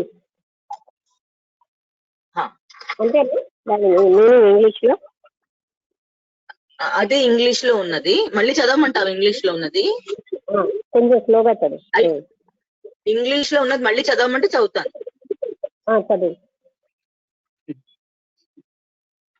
Knowing for certain that in the course of time fortune and misfortune visit one through destiny. ఇక్కడ కాదు అంటే అదృష్టం దురదృష్టం. డెస్టినీ అంటే ఏంటి? మన విధి బట్టి వస్తూ ఉంటాయి అన్నది తెలుసుకుని, నిశ్చయంగా తెలుసుకుని He becomes ever contented. అంటే ఇక్కడ మళ్ళీ డౌట్ వస్తుంది. అక్కడ విధి అనేది లేదన్నారు కదా, అంటే మనకు వచ్చిన అదృష్ట దురదృష్టాలు మన కర్మల వల్లే వస్తాయి. దీన్ని విధి అని మాట్లాడుతున్నారు. గతంలో చేసిన కర్మలు మనం విధి అని మాట్లాడుతూ ఉంటాం. అంటే మన కర్మల్ని బట్టే మనకి ఇవన్నీ వస్తాయి కానీ అని తెలుసుకుంటే అదృష్ట దురదృష్టాలు ఎవరికి వచ్చినా వాళ్ళ విధిని బట్టి వస్తున్నాయి, కర్మల్ని బట్టి. కానీ అది తెలుసున్న వ్యక్తి ఎప్పుడు కూడా తృప్తిగా ఉంటూ, కంటెంటెడ్ అంటే తృప్తిగా ఉంటాడు. తన ఇంద్రియాలన్నిటినీ ఎప్పుడు చెక్ చేసుకుంటాడు, అంటే ఏ స్థితిలో ఉన్నాయని చూస్తూ ఉంటాడు.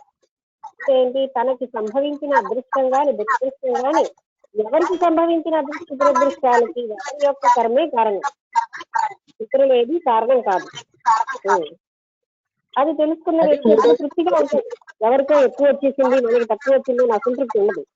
వాళ్ళ కర్మల్ని బట్టి వాళ్ళ ఫలితాలు వస్తాయి. ఇప్పుడు తెలుగులో ఉన్నది ప్రశ్న ఉత్తరాలతో ఆయన దీన్ని అర్థం అదే మనకి బోధపరుస్తున్నారు. ప్రశ్న: ఈశ్వరుడే సర్వ జగత్ సృష్టికర్తయని తలంచినచో అప్పుడు ఒకనిని దరిద్రునిగాను, ఒకనిని ధనికునుగాను, ఒకని దుఃఖిగాను, ఒకని సుఖిగాను చేసి ఉండకూడదు. ఇది ప్రత్యక్షముగా కనిపిస్తున్నది. అందువలన ఈశ్వరునికి కూడా పాక్షిక దృష్టి మొదలగు దోషములు వచ్చుచున్నవి అని ప్రశ్న.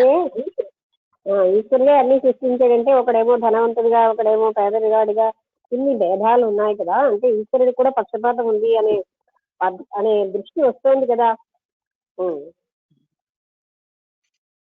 ఉత్తరం ఓ రాజా, నీవన్నట్లు ఈశ్వరుడే ఏవైనా కర్మములు చేసి ఉన్నచో అతని యందు దోషములు ఆరోపించుట యుక్తమే. కానీ ఈశ్వరుడు అట్లు చేయలేదు. చూడుము, గీత యందు ఏమి చెప్పబడి ఉన్నదో. ఒక శ్లోకం ఉన్నది. న కర్తృత్వం న కర్మాణి లోకస్య సృజతి ప్రభుః న కర్మ ఫల సంయోగం స్వభావస్తు ప్రవర్తతే. అంటే ఈశ్వరుడేమి కర్తృత్వాన్ని గాని కర్మని గాని ఏమి సృష్టించడం లేదు. అర్థం ఇచ్చాడా అక్కడ? అర్థం ఉన్నారా? నేను చెప్పేది ఉంది చదివిన అర్థం. శ్లోకానికి అర్థం ఉంది. ఈశ్వరుడు జీవులకు కర్తృత్వమును కాని కర్మలను కాని సృజించటలేదు. కర్మఫల సంయోగమును కూడా కల్పించటలేదు. అంటే మనం బాగా అర్థం చేసుకోవాల్సింది ఏంటంటే ఈశ్వరుడి వల్ల కర్మలు మనం ఈశ్వరుడి వల్ల ఏం చేయట్లేదు. కర్మ అలాగే కర్తృత్వం నేను చేస్తున్న భావం కూడా ఈశ్వరుడు ఇవ్వట్లేదు. అలాగే కర్మ ఫలం కూడా ఈశ్వరుడి వల్ల మనకేమీ రావట్లేదు. ఇక్కడ మనం అర్థం చేసుకోవాల్సింది ఏంటంటే కర్మ ఫలితాన్ని అనుభవించే భోక్తృత్వం కూడా మనకి ఈశ్వరుడు ఇవ్వట్లేదు. ఈశ్వరుడు కేవలంగా తటస్థంగానే ఉన్నాడు. ఈశ్వరుడి వల్ల సమస్తం జరుగుతుంది కానీ ఈశ్వరుడు కర్మ చేయటం లేదు, కర్మ ఫలాన్ని ఇవ్వడం లేదు, తర్వాత కర్మాన్ని అంటే కర్తృత్వ భావాన్ని ఇవ్వటం లేదు, భోక్తృత్వ భావాన్ని ఈశ్వరుడు ఇవ్వటం లేదు. కర్మఫల సంయోగమును కూడా కల్పించటలేదు.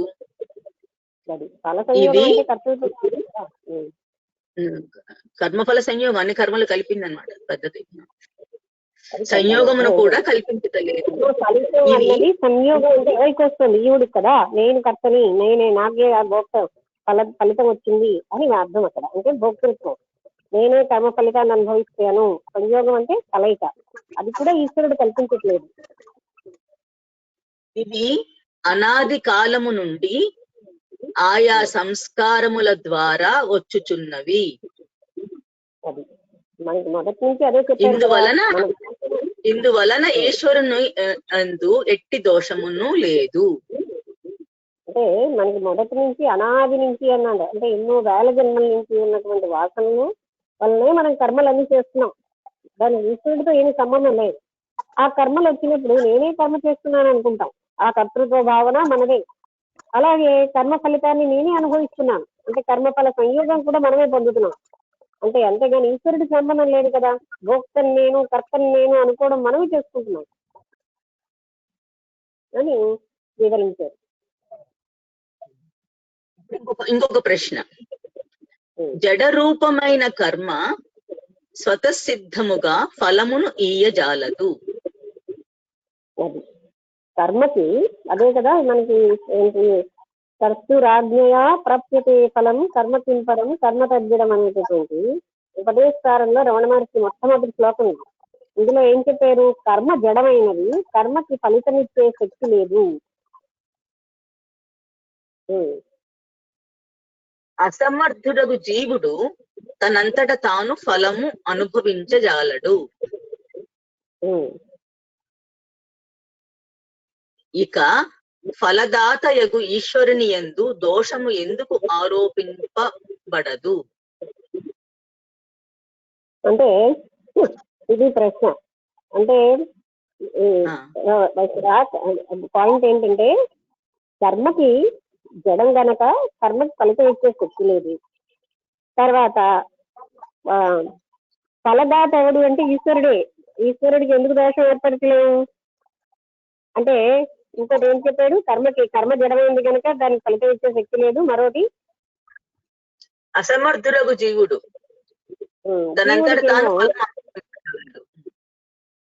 కర్మఫలమనా తనంతట తాను ఫలము అనుభవింపజాలడు. అది తనంతట తానుగా జీవుడు కూడా ఫలం అనుభవించలేదు. మరి అలాంటప్పుడు ఈశ్వరుడికే అది ఎందుకు చెందదు అని ప్రశ్న. ఉత్తరం, ఈశ్వరుడు జీవుల చేత శుభ అశుభ కర్మలను చేయించి వాటి ఫలితములను ఇచ్చుట గాని లేక జీవులను పుట్టించి వాటి చేత కర్మలను చేయించుట గాని చేసి ఉండినచో ఈశ్వరుని యందు దోషము సంక్రమించి ఉండేటిది.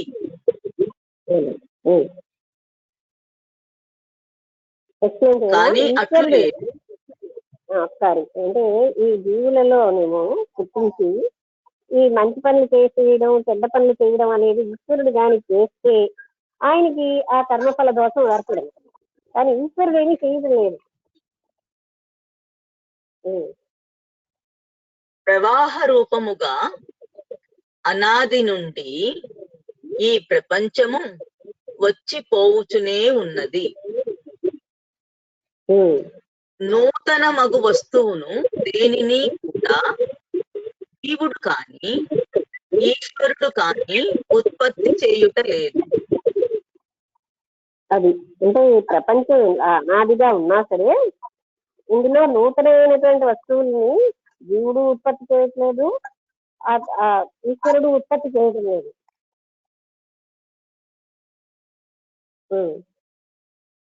భూమి మీద సమస్త వృక్షముల యొక్క బీజములు ఉన్నను సహకారి కారణ సామగ్రి లేనిదే అంకురములు ఎట్లు ఉత్పత్తి చేయజాలవో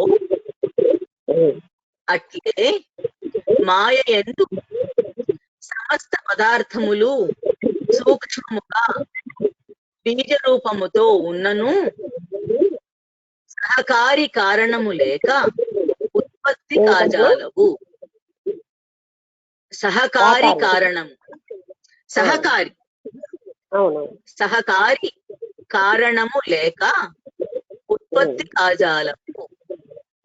అంటే విత్తనం ఉన్నది, విత్తనానికి వెలుతురు నీరు గాలి ఈ 3 అనే కారణాలు అంటే సహకారి కారణాలు ఉంటేనే అది ఉత్పత్తి అవుతుంది. అలాగే ఈ మాయలో కూడా ఏ సహకారి కారణం లేకపోతే ఏ ఉత్పత్తి జరగదు. ఎప్పుడు వాటి యొక్క సహకార కారణ సామగ్రి ఏకత్ర సమకూరుచున్నదో అప్పుడే వాటి ఉత్పత్తి జరుగుతున్నది. దానికి సహకారమైనటువంటి సామగ్రి ఎప్పుడైతే వస్తుందో అప్పుడే ఉత్పత్తి జరుగుతుంది. అంటే మొక్కకి కూడా విత్తనానికి సహకారి కారణాలు ఉంటేనే కానీ విత్తనం మొలకెత్తదు. కొన్ని కండిషన్స్ అవసరం అంటున్నాం కదా, అవి సహకారి కారణాలు అంటున్నారు. మొలకెత్తడానికి నీరు గాలి వాయువు అవసరం. అలాగే నీరు గాలి ఇంకేంటి నీరు అవసరం, గాలి అవసరం, సూర్యరశ్మి అవసరం, ఇవన్నీ చెప్పుకుంటున్నాం. అలాగే ఈ వాటిని సహకారి కారణములు అన్నారు. అలాగే ఈ జగత్తు ఉత్పత్తికి అంటే ఈ వస్తువులు ఇవన్నీ ఉత్పత్తికి సహకారి కారణాలు ఉంటేనే కానీ జరగదు. అంటే ఎక్స్ప్లెయిన్ చేస్తున్నారు. బాగా ఒక రైతు ఏంటి అన్నా అలాగే దానినే బోధపరుస్తూ ఒక పెద్ద పారాగ్రాఫ్ ఉన్నది. ఇప్పుడు ఒక రైతు పొలమును దున్ని వేరు వేరు క్షేత్రములలో వేరు వేరు విత్తనములను చల్లిను. అనగా ఒక పొలమునందు శనగలు, వేరొక దాని యందు గోధుమలు, ఇంకొక క్షేత్రమునందు వడ్లు చల్లినను తడి లేకుండా అంటే నీరు లేకుండా బీజములో ఎట్లు ఫలము నివ్వజాలవో. టెక్నికల్ ప్రాబ్లం ఏంటి అది తర్వాత ఏం చదివా? దేని తర్వాత అంటే వేరు వేరు విత్తనములు చల్లారు, తడి నీరు అదే అది అర్థం కాలేదు. ఓకే. తడి లేకుండా టెక్నికల్ ప్రాబ్లం వల్ల బ్రేక్ అవుతుంది, అందుకని కొన్ని అర్థం కావట్లేదు. తడి లేకపోతే అలాగే తడి లేకుండా బీజములు ఎట్లు ఫలము నివ్వజాలవో. విత్తనములు వేసిన పిమ్మట వర్షము కురిసినచో అప్పుడు బీజములు ఎట్లు ఫలవంతములు అగుచున్నవో. వర్షమంతటా కురిసినప్పుడు ఆయా క్షేత్రములపై విత్తిన బీజములు ఆయా ఫలములను కలుగజేయుచున్నవో. కేవలము క్షేత్రము కాని లేక కేవలము బీజము కాని ఎట్లు ఫలమును కలగజేయజాలవో. క్షేత్రము, బీజము మరియు జలము ఈ మూడును ఫలము. క్షేత్రము, బీజము మరియు జలము ఈ మూడును ఫలమున కేతువులో అట్లే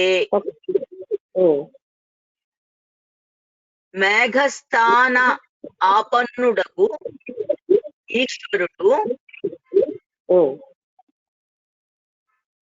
క్షేత్ర స్థానీయమగు అంతఃకరణము బీజ స్థానములగు కర్మలు ఈ మూడు చేరినప్పుడే ఆయా రూప ఫలము ఉత్పన్నము అవుతున్నది. అదే అంటే లోపల ఉన్నటువంటి అంతఃకరణము, కర్మలు ఇవన్నీ కలిస్తేనే ఆ కర్మ ఫలితాలు అనేవి వస్తున్నాయి. అంటే కేవలంగా ఈశ్వరుడు ఒక్కడు ఏమి చేసి ఉంటుంది ఏమీ లేదు. ఆ లోపల ఉన్న అంతఃకరణ అంటే ఇక్కడ మన లోపల సంకల్పం పెట్టుకుని పనులు చేస్తేనే ఆ కర్మ అనేది దాని యొక్క ఫలితాలు అనేవి వస్తున్నాయి. అంటే జీవుడి యొక్క అంతఃకరణలో ఉన్న సంకల్పాలకు కర్మ ఉద్భవిస్తుంది. కేవలంగా కర్మలు దాని అంతటవి రాలేదు. దానికి ఉదాహరణ చెప్తున్నారు. అయితే విత్తనం కండిషన్స్ అన్ని ఉంటేనే కానీ మొలకెత్తదు, అది ఒక మొక్కగా అవదు. అలాగనే ఈ అంతఃకరణ కర్మలు అన్ని కలిస్తేనే అప్పుడు ఫలితం అనేది, కర్మలు అనేవి అవుతున్నాయి, ఫలితం అనేది వస్తుంది.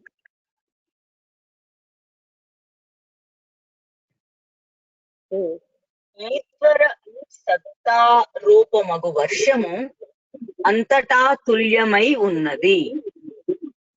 అది అంటే వర్షం అంతటా ఉన్నా సరే తుల్యమై అంటే సమానమైన, అంటే వర్షం అన్ని చోట్ల పడినా అక్కడ దానికి మిగతా కండిషన్లన్నీ ఉంటేనే. ఇంకో రకం చెప్పాలంటే ఇక్కడ ఈశ్వర యొక్క అనుగ్రహం, ఈశ్వర యొక్క సత్తా, చైతన్య స్వరూపం అంతటా సమానంగానే ఉంది. అది ఒక దగ్గర ఒకలాగా, ఇంకొక దగ్గర మరొకలాగా లేదు. ఇక్కడ చెప్పడం అది. ఆయా క్షేత్రములలో వారు ఏ ఏ రూపముకు విత్తనములను పెట్టుచున్నారో ఆయా రూప ఫలములనే పొందుచున్నారు. అదండి, ఈశ్వరానుగ్రహం అన్ని వైపులా ఒక్కలాగే ఉంది. ఎవరెవరు ఏ ఏ అంటే క్షేత్రం అంటే ఇప్పుడు శరీరంతో ఏ ఏ పనులు చేస్తున్నారో ఆయా ఫలితాలు పొందుతున్నారు. కానీ ఈశ్వర చైతన్యం అంతటా సమానంగానే ఉన్నది. ఒక దగ్గర ఎక్కువగా, ఒక దగ్గర తక్కువగా ఏమీ లేదు. వాళ్ళు చేసేటటువంటి కర్మల్ని బట్టి ఫలితాలు పొందుతున్నారు. ఈశ్వరుడు మాత్రం కర్మ చేయటం లేదు. కానీ ఈశ్వర చైతన్యం ఉంటేనే కర్మలు జరుగుతాయి. ఎలాగైతే సూర్యుడు కాంతి ఉంటే మనం పనులన్నీ చేయగలం, సూర్యుడు పనులు చేయట్లేదు. సూర్యకాంతిలో పనులు జరుగుతున్నాయి కానీ సూర్యుడు కర్త కాదు. అలాగా ఈశ్వర చైతన్యం కర్త కాదు. ఆ ఫలితాలు కూడా ఈశ్వరుడు స్వతంత్రుడు. కర్మానుగుణముగా ఫలమునిచ్చువాడు. ఆయన కర్మని బట్టే ఫలితాన్ని ఇస్తూ ఉంటాడు. అంటే కర్మకి ఫలితం ఇచ్చే శక్తి లేదు కానీ కర్మ అంటే కర్మ జడమైంది. కర్మానుగుణంగా శక్తి మాత్రం చేసే కర్మను బట్టి శక్తి ఫలితం మాత్రం ఈశ్వరుని వల్ల వస్తుంది. కానీ ఈశ్వరుడు ఉట్టుకుతినే ఎక్కువ ఒకడికి తక్కువ ఒకడికి ఇవ్వడం లేదు. చేసే కర్మల ఫలితాన్ని ఇచ్చేవాడు ఈశ్వరుడు. ఒకసారి జాగ్రత్తగా అందరూ వినండి. వర్షురాజ్ఞయ ప్రాప్యతే ఫలం అని అంటే ఈశ్వరుని ఆజ్ఞతోటే ఫలితం వస్తుంది. ఈశ్వరుడు ఆజ్ఞ ఉట్టుకుతినే ఇవ్వడు. చేసే పనులను బట్టి అక్కడ ఎక్కువ మంచి ఫలితం రావాలో పెద్ద ఫలితం రావాలో నిర్ణయం జరుగుతుంది ఈశ్వరుడిలో. కానీ ఆ ఫలం కర్మలు చేయడం మాత్రం కర్మల్ని బట్టి ఫలితాలు వస్తున్నాయి కానీ కర్మ ఫలితాన్ని ఇవ్వటం లేదు.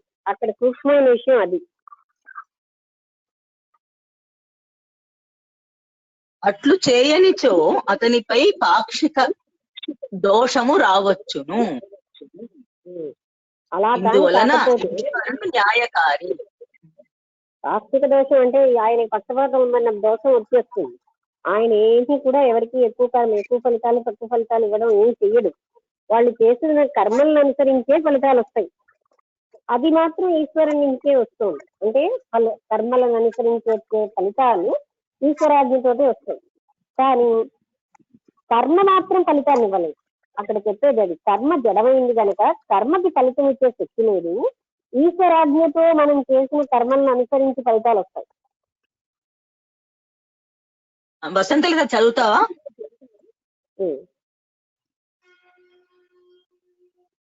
చదువుతాను. ఒక్క నిమిషం. ఈ కాన్సెప్ట్ అందరికీ అర్థమైంది కదా ఇప్పుడు ఇక్కడ చర్చించిన విషయం? అర్థమైంది. కానీ అంటే ఫలాలు కర్మలను అనుసరించే వస్తాయి, ఈశ్వరుడు దానికి రెస్పాన్సిబుల్ కాడు అంటున్నారు కదా. మళ్ళీ కర్మకి ఫలం ఇచ్చే శక్తి లేదు అంటున్నారు. అది రెండు ఎలాగా? అసంతలత, నువ్వు అడిగిన క్వశ్చన్ నాకు అర్థమైపోయింది. అందుకే నేను మళ్ళీ అడుగుతున్నాను. ఏంటంటే మన ఫలంకి కర్మకి ఫలితం ఇచ్చే శక్తి లేదు. కర్మల్ని బట్టి ఫలితం ఎవరిస్తారంటే ఈశ్వరుడి నుంచే ఫలితం వస్తుంది. కానీ దేన్ని బట్టి బేస్ చేసుకుని వస్తుంది? కర్మ బేస్ చేసుకుని ఫలితం అక్కడి నుంచి వస్తుంది. ఏ బేసు లేకుండా ఈశ్వరుడు ఎక్కువగా ఫలితాలు ఇచ్చేడు. కర్మ ఫలాలను బట్టి కర్మను అనుసరించే ఫలితాలు ఇస్తున్నాడు. కర్మ మాత్రం ఫలితాన్ని ఇవ్వలేదు. అక్కడ పాయింట్ అది. బాధపడి వినిపిస్తున్నారా? నేను అడిగిన మాట అది ఇప్పుడు చదివితే వినిపిస్తుందా? టెక్నికల్ ప్రాబ్లం ఏదైనా ఉంటే మళ్ళీ అడుగుతాను, అంతకంటే ఏం పర్వాలేదు. అసలు టెక్నికల్ ప్రాబ్లం ఉన్నది.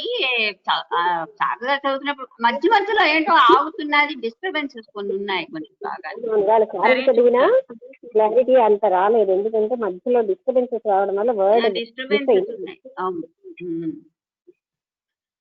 ఇప్పుడు కంటిన్యూషన్ చేస్తాను. అట్లు చేయనిచో అతనిపై పాక్షిక దోషము రావచ్చును. ఇందువలన ఈశ్వరుడు న్యాయకారి. ఈశ్వరుడు న్యాయకారి. ఈశ్వరుడు అన్యాయంగా పక్షపాతంగా లేదు. ఒకళ్ళకి ఎక్కువ కర్మల ఫలితాన్ని ఒకళ్ళకి తక్కువ ఫలితాన్ని ఇచ్చుడు. ఆ కర్మల్ని అనుసరించే ఫలితం ఇస్తున్నారు. ఇప్పుడు ఇంకొక ఉదాహరణ ఏంటంటే నేను చెప్తున్నాను. ఒక వ్యక్తి ఒక 5 క్వింటాల ధాన్యం ఉత్పత్తి చేసేది, ఒక వ్యక్తి 2 క్వింటాల ధాన్యం ఉత్పత్తి చేస్తే 5 క్వింటాల ధాన్యం ఉత్పత్తి చేసిన వాడికి ఒక రేట్ ఇస్తాం, అంటే ఒక డబ్బులు అమౌంట్. 2 క్వింటాల వాడికి ఒక అమౌంట్ ఇస్తాం. అది ఎందుకంటే వాళ్ళు ఉత్పత్తి చేసిన దాన్ని బట్టే వాళ్ళకి ఫలితం వస్తుంది. కానీ ఒకరికి ఎక్కువ డబ్బులు ఒకళ్ళకి తక్కువ డబ్బులు ఉట్టుకుతినే ఇవ్వటం లేదు. అక్కడ ఉత్పత్తి చేసిన కర్మలను అనుసరించే ఫలితాలు వస్తున్నాయి అని చెప్పడం. చదివిదా? మరో ప్రశ్న.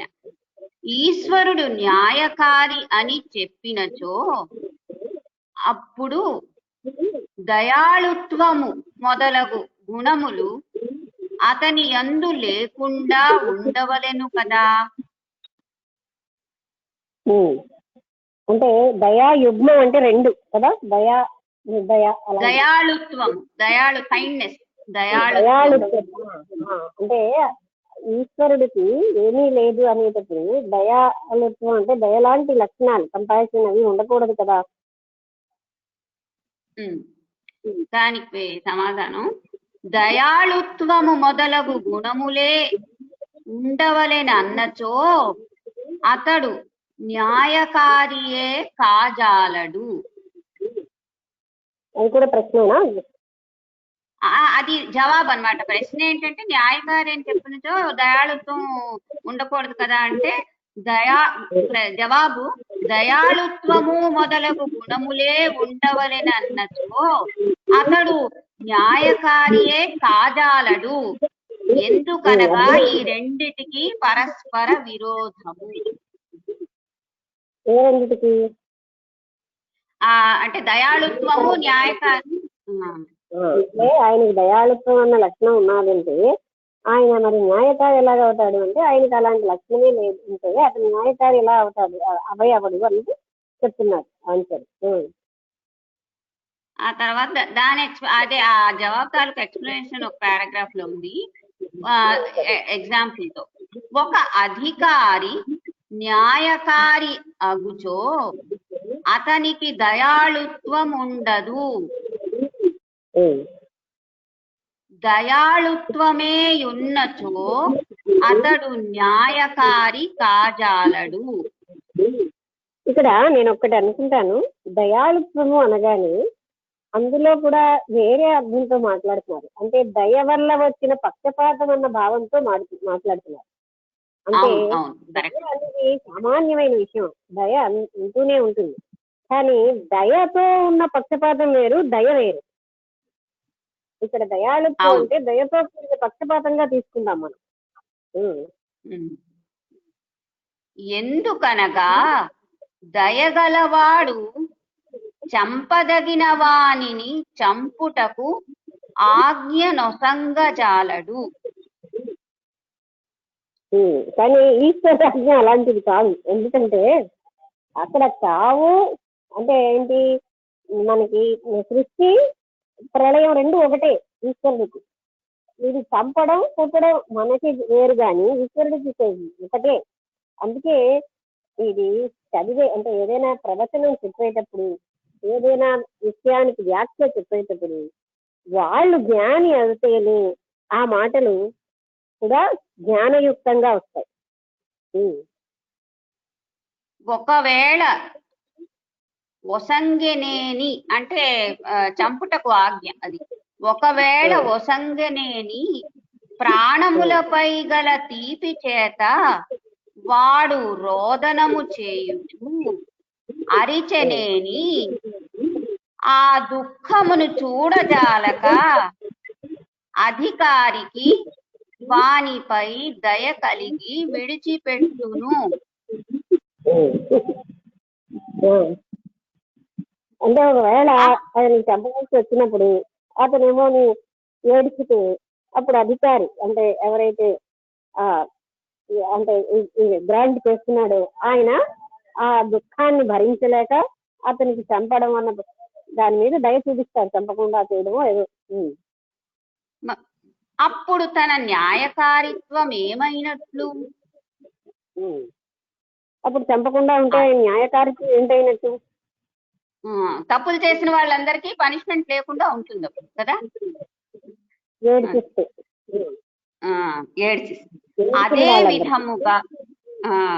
అదే విధముగా భగవంతుడు పాపుల పాప ఫలమును దుఃఖమును వారి గంటగట్టక దయగలిగి విడిచిపెట్టినచో అప్పుడు జగత్తులో దుఃఖియే ఉండడు.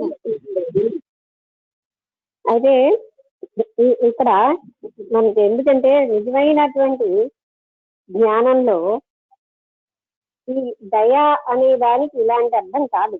అంటే ఎందుకంటే ఆ ఆత్మ చైతన్యంలో ప్రేమ దయ సహజ స్వభావాలే. ఆ దయ అర్థం ఇది కాదు. పక్షపాతంతో కూడిన దయ కాదు. దయ అంటే మనం ప్రాపంచిక విషయంలో దయలాగా ఇక్కడ ఎక్స్ప్లెయిన్ చేస్తున్నారు. అంటే మూలమైన స్వస్వరూపంలో దయ సామాన్యమైన లక్షణం, ప్రేమ అక్కడ సహజ స్థితి. అక్కడ కంపాషన్, లవ్ అండ్ హ్యాపీనెస్, అంటే హ్యాపీనెస్ అంటే ఆనందం సహజ స్థితి. అంతేగాని ఆ కంపాషన్ అంటే దాని అర్థం ఒకళ్ళకి ఇలా చేయమని ఇలాంటివి తప్పు. ఇక్కడ ఈ ఎక్స్ప్లెనేషన్ అలా ఉంది. ఈశ్వరుడు దయాస్వరూపుడే కానీ ఈశ్వరుడికి పక్షపాతంతో కూడినటువంటిది న్యాయం లేదు అక్కడ. అది మనం అర్థం చేసుకోవాలి. అంటే సెంటిమెంటల్ గా వీక్ గా ఉండడం అనే అర్థం వస్తుంది అనుకుంటాను కదా అలా అయితే. అది కాదు, దయ అన్నది వేరు. దయ చాలా ఉన్నత స్థితి. ప్రేమ అన్నది నాకు ప్రేమ కలిగి ఉన్నది అంటే వీళ్ళనే ప్రేమిస్తున్నాను అన్నది అది కాదు అర్థం. అక్కడ ఒక వ్యక్తికో ఒక దేనికో పరిమితమైనది కాదు ప్రేమ. అలాగే దయ కూడా అలాంటి పరిమితమైన స్థితిలో లేదు. దాన్ని అలాగా అర్థం చేసుకోకూడదు అసలు. అక్కడ ఈశ్వర తత్వంలో దయ సామాన్యమైన స్థితే. ఈశ్వరుడి తత్వంలో అంటే మన స్వస్వరూప జ్ఞానంలో ప్రేమ, మనం ప్రేమ స్వరూపులమై ఉన్నాం, దయా స్వరూపులమై ఉన్నాయి, ఆనంద స్వరూపులమై ఉన్నాం. అయితే ఈశ్వరుడు దయా స్వరూపుడు, ప్రేమ స్వరూపుడు. దయ అనగానే ఇలాంటి అర్థం తీసుకోకూడదు.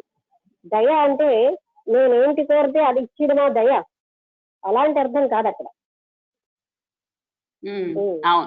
ఎక్స్ప్లెనేషన్ లో తేడా ఉంది. ఆయనకి న్యాయం అంటే సంబంధం ఏమీ లేదు కర్మ ఫలితాలతో అని చెప్పడం బాగుంది, కానీ ఎక్స్ప్లెనేషన్ మాత్రం దయ ఎక్కువగా ఉంది కనుక మానవుడా ఏంటి దయని ఆ విధంగా అంటే మానవుడికి రైతు ఇది పెద్ద అని ఉంటాయి, ఈశ్వరుడికి ఏమీ లేదు. అది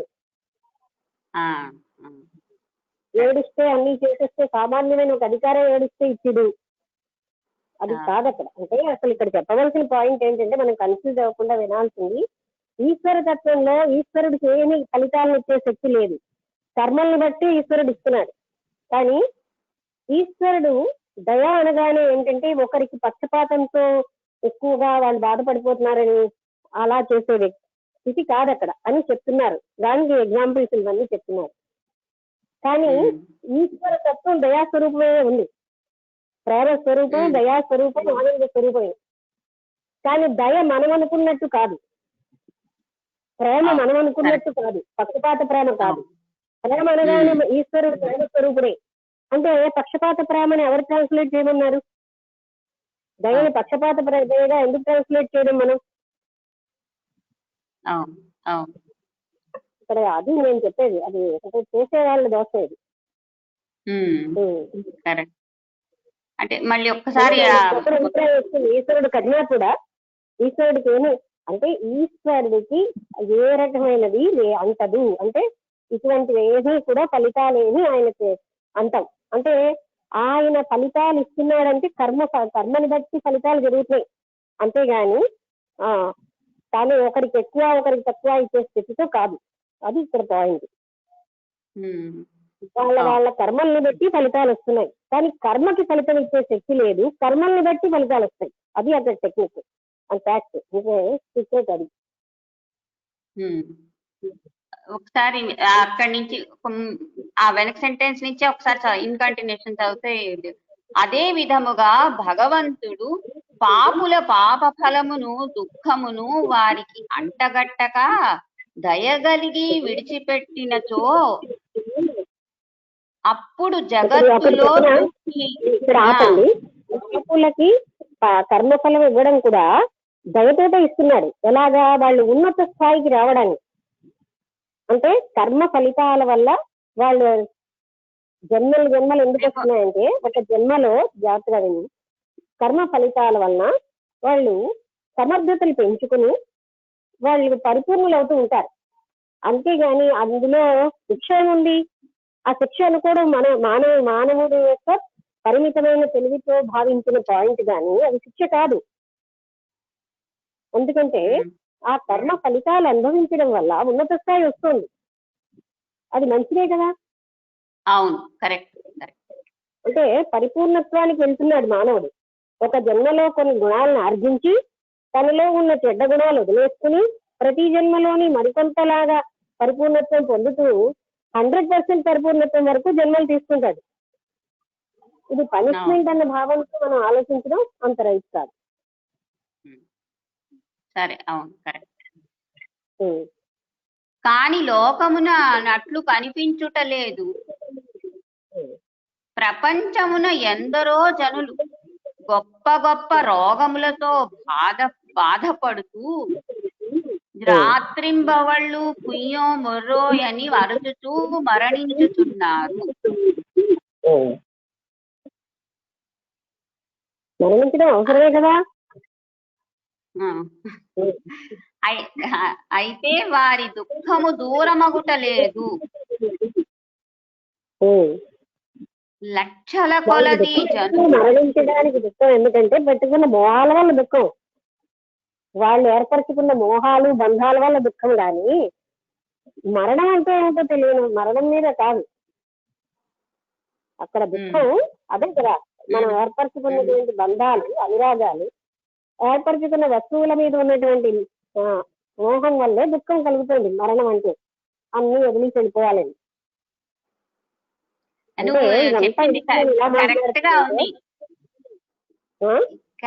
నువ్వు చెప్పిందే ఎగ్జాక్ట్ గా నెక్స్ట్ సెంటెన్స్ లో రాసున్నది, అందుకని ఉంది. ఏంటంటే అయితే వారి దుఃఖము దూరమగుటలేదు. లక్షల కొలది జనులు అన్నము లేక అకాలములో మరణించుచున్నారు. అయితే జీవుని కర్మఫలమగు దుఃఖము అనుభవించి పరిశుద్ధులవుచున్నారు.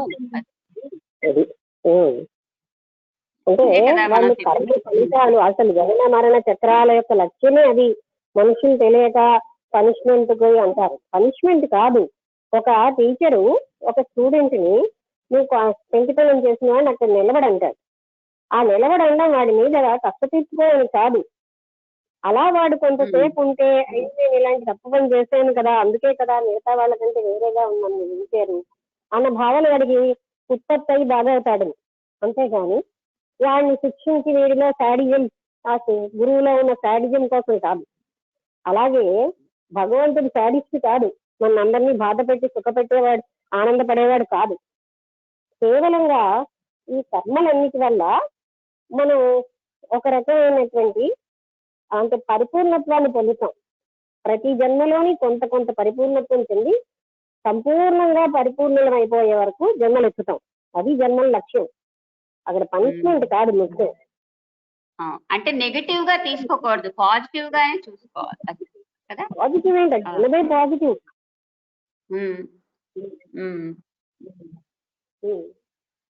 పలు విధములకు కర్మలకు పలు విధములకు ఫలములు కలుగుతున్నవి. అనుభవం వినా అంటే అనుభవం లేక కర్మము విడిచిపెట్టదు. అనుభవము వినా కర్మము విడిచిపెట్టదు. దీని వలన ఈశ్వరుడు న్యాయకారి అని, దయాళువు కాడని సిద్ధమగుచున్నది. అది వాళ్ళు ప్రూవ్ చేస్తున్నారు. న్యాయకారి గాని దయాళుడు కాదా? ఆయన దయాళువు కూడా, న్యాయకారి కూడా. దయ అంటే మనమన్న పక్షపాత దయ కాదు. ఎందుకంటే మన మూల స్వభావం ఏది? దయ. ఈశ్వర తత్వం మన తత్వం అయి ఉంది.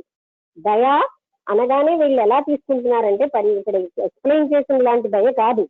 పక్షపాతంతో చేసేది దయ కానే కాదు. దయ ఉండడం అంటే కంపాషన్, దయార్థ హృదయుడే. కానీ దయతో యాక్షన్ లోకి తెచ్చేసి పక్షపాతం చేయాల్సిన అవసరం లేదే. ప్రతి వారి మీద దయ ఉన్నా దయ కలిగి ఉండడం వేరు, కానీ దయని పక్షపాతంగా మార్చడం వేరు. అక్కడ ఎక్స్ప్లెనేషన్ లో దయని పక్షపాతంగా మార్చడం అని చూపెట్టారు. దయ లేకుండా ఉంటాడా? ఈశ్వరుడికి దయ లేకపోతే మనకెలా వచ్చింది దయ? ఈశ్వర తత్వమే మనంగా ఉన్నాం. అక్కడ వాళ్ళ కవి హృదయం ఏంటంటే పక్షపాతం చేసేటటువంటి మనసు లేదు, లక్ష్యం లేదు ఆయనకి అని చెప్తున్నారు. ఈశ్వరుడు పక్షపాతి కాదు, న్యాయంగా ఉంటాడు. ఎవరు ఎలాంటి కర్మలు చేస్తే అలాంటి ఫలితాలు ఇస్తాడు అని చెప్పడం. ఆ ఉదాహరణ వల్ల మన మనసు పాడు చేసుకోకూడదు. ఈశ్వరుడికి దయ లేకపోవడం ఏంటి లేదు, ఈశ్వరుడు దయామయుడు. అయితే ఆ దయ ఇలాంటి వేలో ఉండదు. అయ్యో దయ ఉన్నది కదా, నేను ఏం చేసినా ఊరుకుంటాడు, నేను ఎన్ని తప్పు పనులు చేసినా ఆయన ఊరుకుంటాడు, ఏడిచేస్తే ఏ మామూలు మనిషా, ఏడిచేస్తే వాళ్ళకి వేరేగా పక్షపాతం చేసేదానికి, అదంతా కూడా కాదు. అలాంటి ఎక్స్ప్లెనేషన్ కాదు అక్కడ. నేను అనేది మీకు అర్థమైందా? అంటే ఈశ్వరుడు దయామయుడు, పక్షపాత దయ లేదు. లక్ష్మి 8-18 నిమిషాలు అవుతున్నది, ఏమిటి కంటిన్యూ చేయాలా లేకపోతే? టైం అయిపోయింది కనుక ఆపేద్దాం అయితే. 8:15 కదా మనం అనుకున్నది. అందరికి ఏమైనా డౌట్ ఉందా నేను చెప్పిన ఎక్స్ప్లెనేషన్ లో? లక్ష్మి, అతను ఈశ్వరుడు న్యాయకారి అన్నది బాగుంది. మరి దయాళు ఎట్లా అయ్యాడు? మనందరం దయాళు అనే మామూలుగా ఈ కర్మ వచ్చినప్పుడు ఈశ్వరుడు దయ ఎలా విషయం అది. ఈశ్వరుడు ఎందుకంటే embodiment of love and compassion. నేను అంటున్నది ఏ విధముగా తన తాలూకా దయని మన మీద ప్రసరిస్తున్నాడు ఎప్పుడైతే మన కర్మల్లో మునిగి బాధపడుతున్నామో ఆ టైంలో. దయని అంటే మనం అనుకున్నది ఏమో కాదు, దిస్ ఇస్ కండిషన్డ్ మైండ్. మనం ఇలా మాట్లాడితేనే దయ చూపెట్టినట్టుగా కాదు. ఆ దయని ఏంటంటే మన కర్మ ఫలితాలతో ఉన్నత స్థాయి. ఇప్పుడు తల్లి ఏమో చిన్నపిల్లాడు తప్పు చేస్తే అది కొడుతుంది, అక్కడ దయ చూపెట్టలేదని పిల్లడు అనుకుంటాడు. ఆ తప్పు నుంచి సరిచేయడానికి కొట్టింది ఆవిడ. అలాగనే మనకు వచ్చినవన్నీ కూడా ఉన్నత స్థాయికి పరిణామంలో ఉన్నతమైన స్థాయికి వెళ్ళడం ఆయనకి మరి ఆ కర్మ వల్ల జరుగుతుంది కదా. అది హోలిస్టిక్ హెల్ప్, ప్రతి హెల్ప్ కాదు. ఇంకొక ప్రశ్న ఏమిటి అంటే, మనిషి చనిపోతున్నప్పుడు ఈ మోహము వల్ల చనిపోలేక బాధపడుతున్నాడు, అక్వైర్ చేసిన వస్తువులు భార్య బిడ్డల వల్ల. అది ఒకటి ఆ బాధపడుతున్నాడు. కానీ వెళ్ళబోయే ప్లేస్, ఈ స్థలం వచ్చేసి వెళ్ళబోయే ప్లేస్ ఏంటన్నా అర్థం కాలేదు. అది అర్థమైంది, మోహం వల్ల అనేది అర్థమైంది. తర్వాత ఏంటన్నా? రెండోది భయం వల్ల కూడా అయిండొచ్చు. వాళ్ళు ఎక్కడికి వెళుతున్నామో తెలియదు కదా, ఇక్కడ అన్ని వదిలేసేసి భయం వల్ల. నేను చెప్పిన తెలియని దాని మీద మనకు భయం లేదు. మనం అనలైజ్ చేసుకుంటే తెలిసిన వస్తువుల్ని వదలడానికే మనకు భయం. తెలియని దాని మీద భయం ఉంది.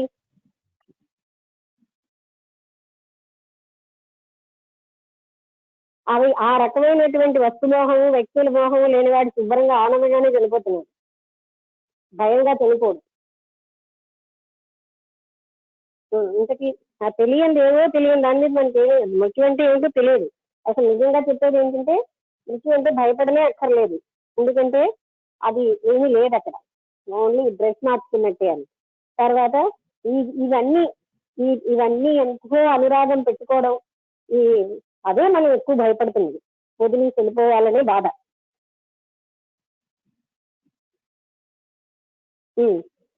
అయితే ఇంతకీ ఇక్కడ పాయింట్ అది కూడా కాదు. ఏంటంటే వాళ్ళు కుర్రో మర్రో అని ఏడుస్తే పక్షపాతం చూపెట్టేయాలా, ఏడకపోతే పర్వాలేదా, అలాంటివన్నీ కొంచెం బాగాలేదు ఈ ఎక్స్ప్లెనేషన్ కదా.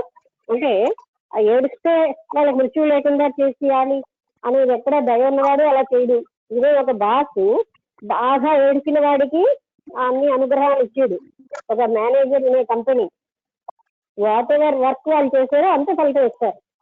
నాకేమీ లేదండి, ఇంట్లో ఎంతమంది నా మీద ఆధారపడి ఉన్నారు, నాకు కొంచెం ఎక్కువ కావాలంటే ఇచ్చిరు, ఎవరు ఇవ్వరు. అలాగా అంటే ఆయన దయలేని వాడే, ఎవరు ఎంత కష్టపడితే వాళ్ళకి అంత ఇస్తాడు. అది దయతో సంబంధం ఏముంది అక్కడ? న్యాయశీలత.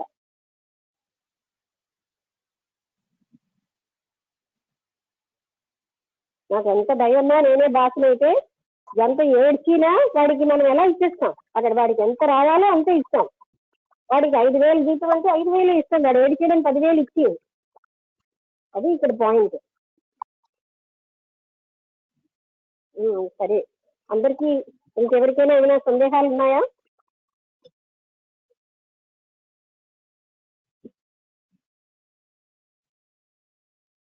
ఓకే, ముగించేద్దాం. అందరికీ నమస్కారం. నమస్కారం అందరికీ.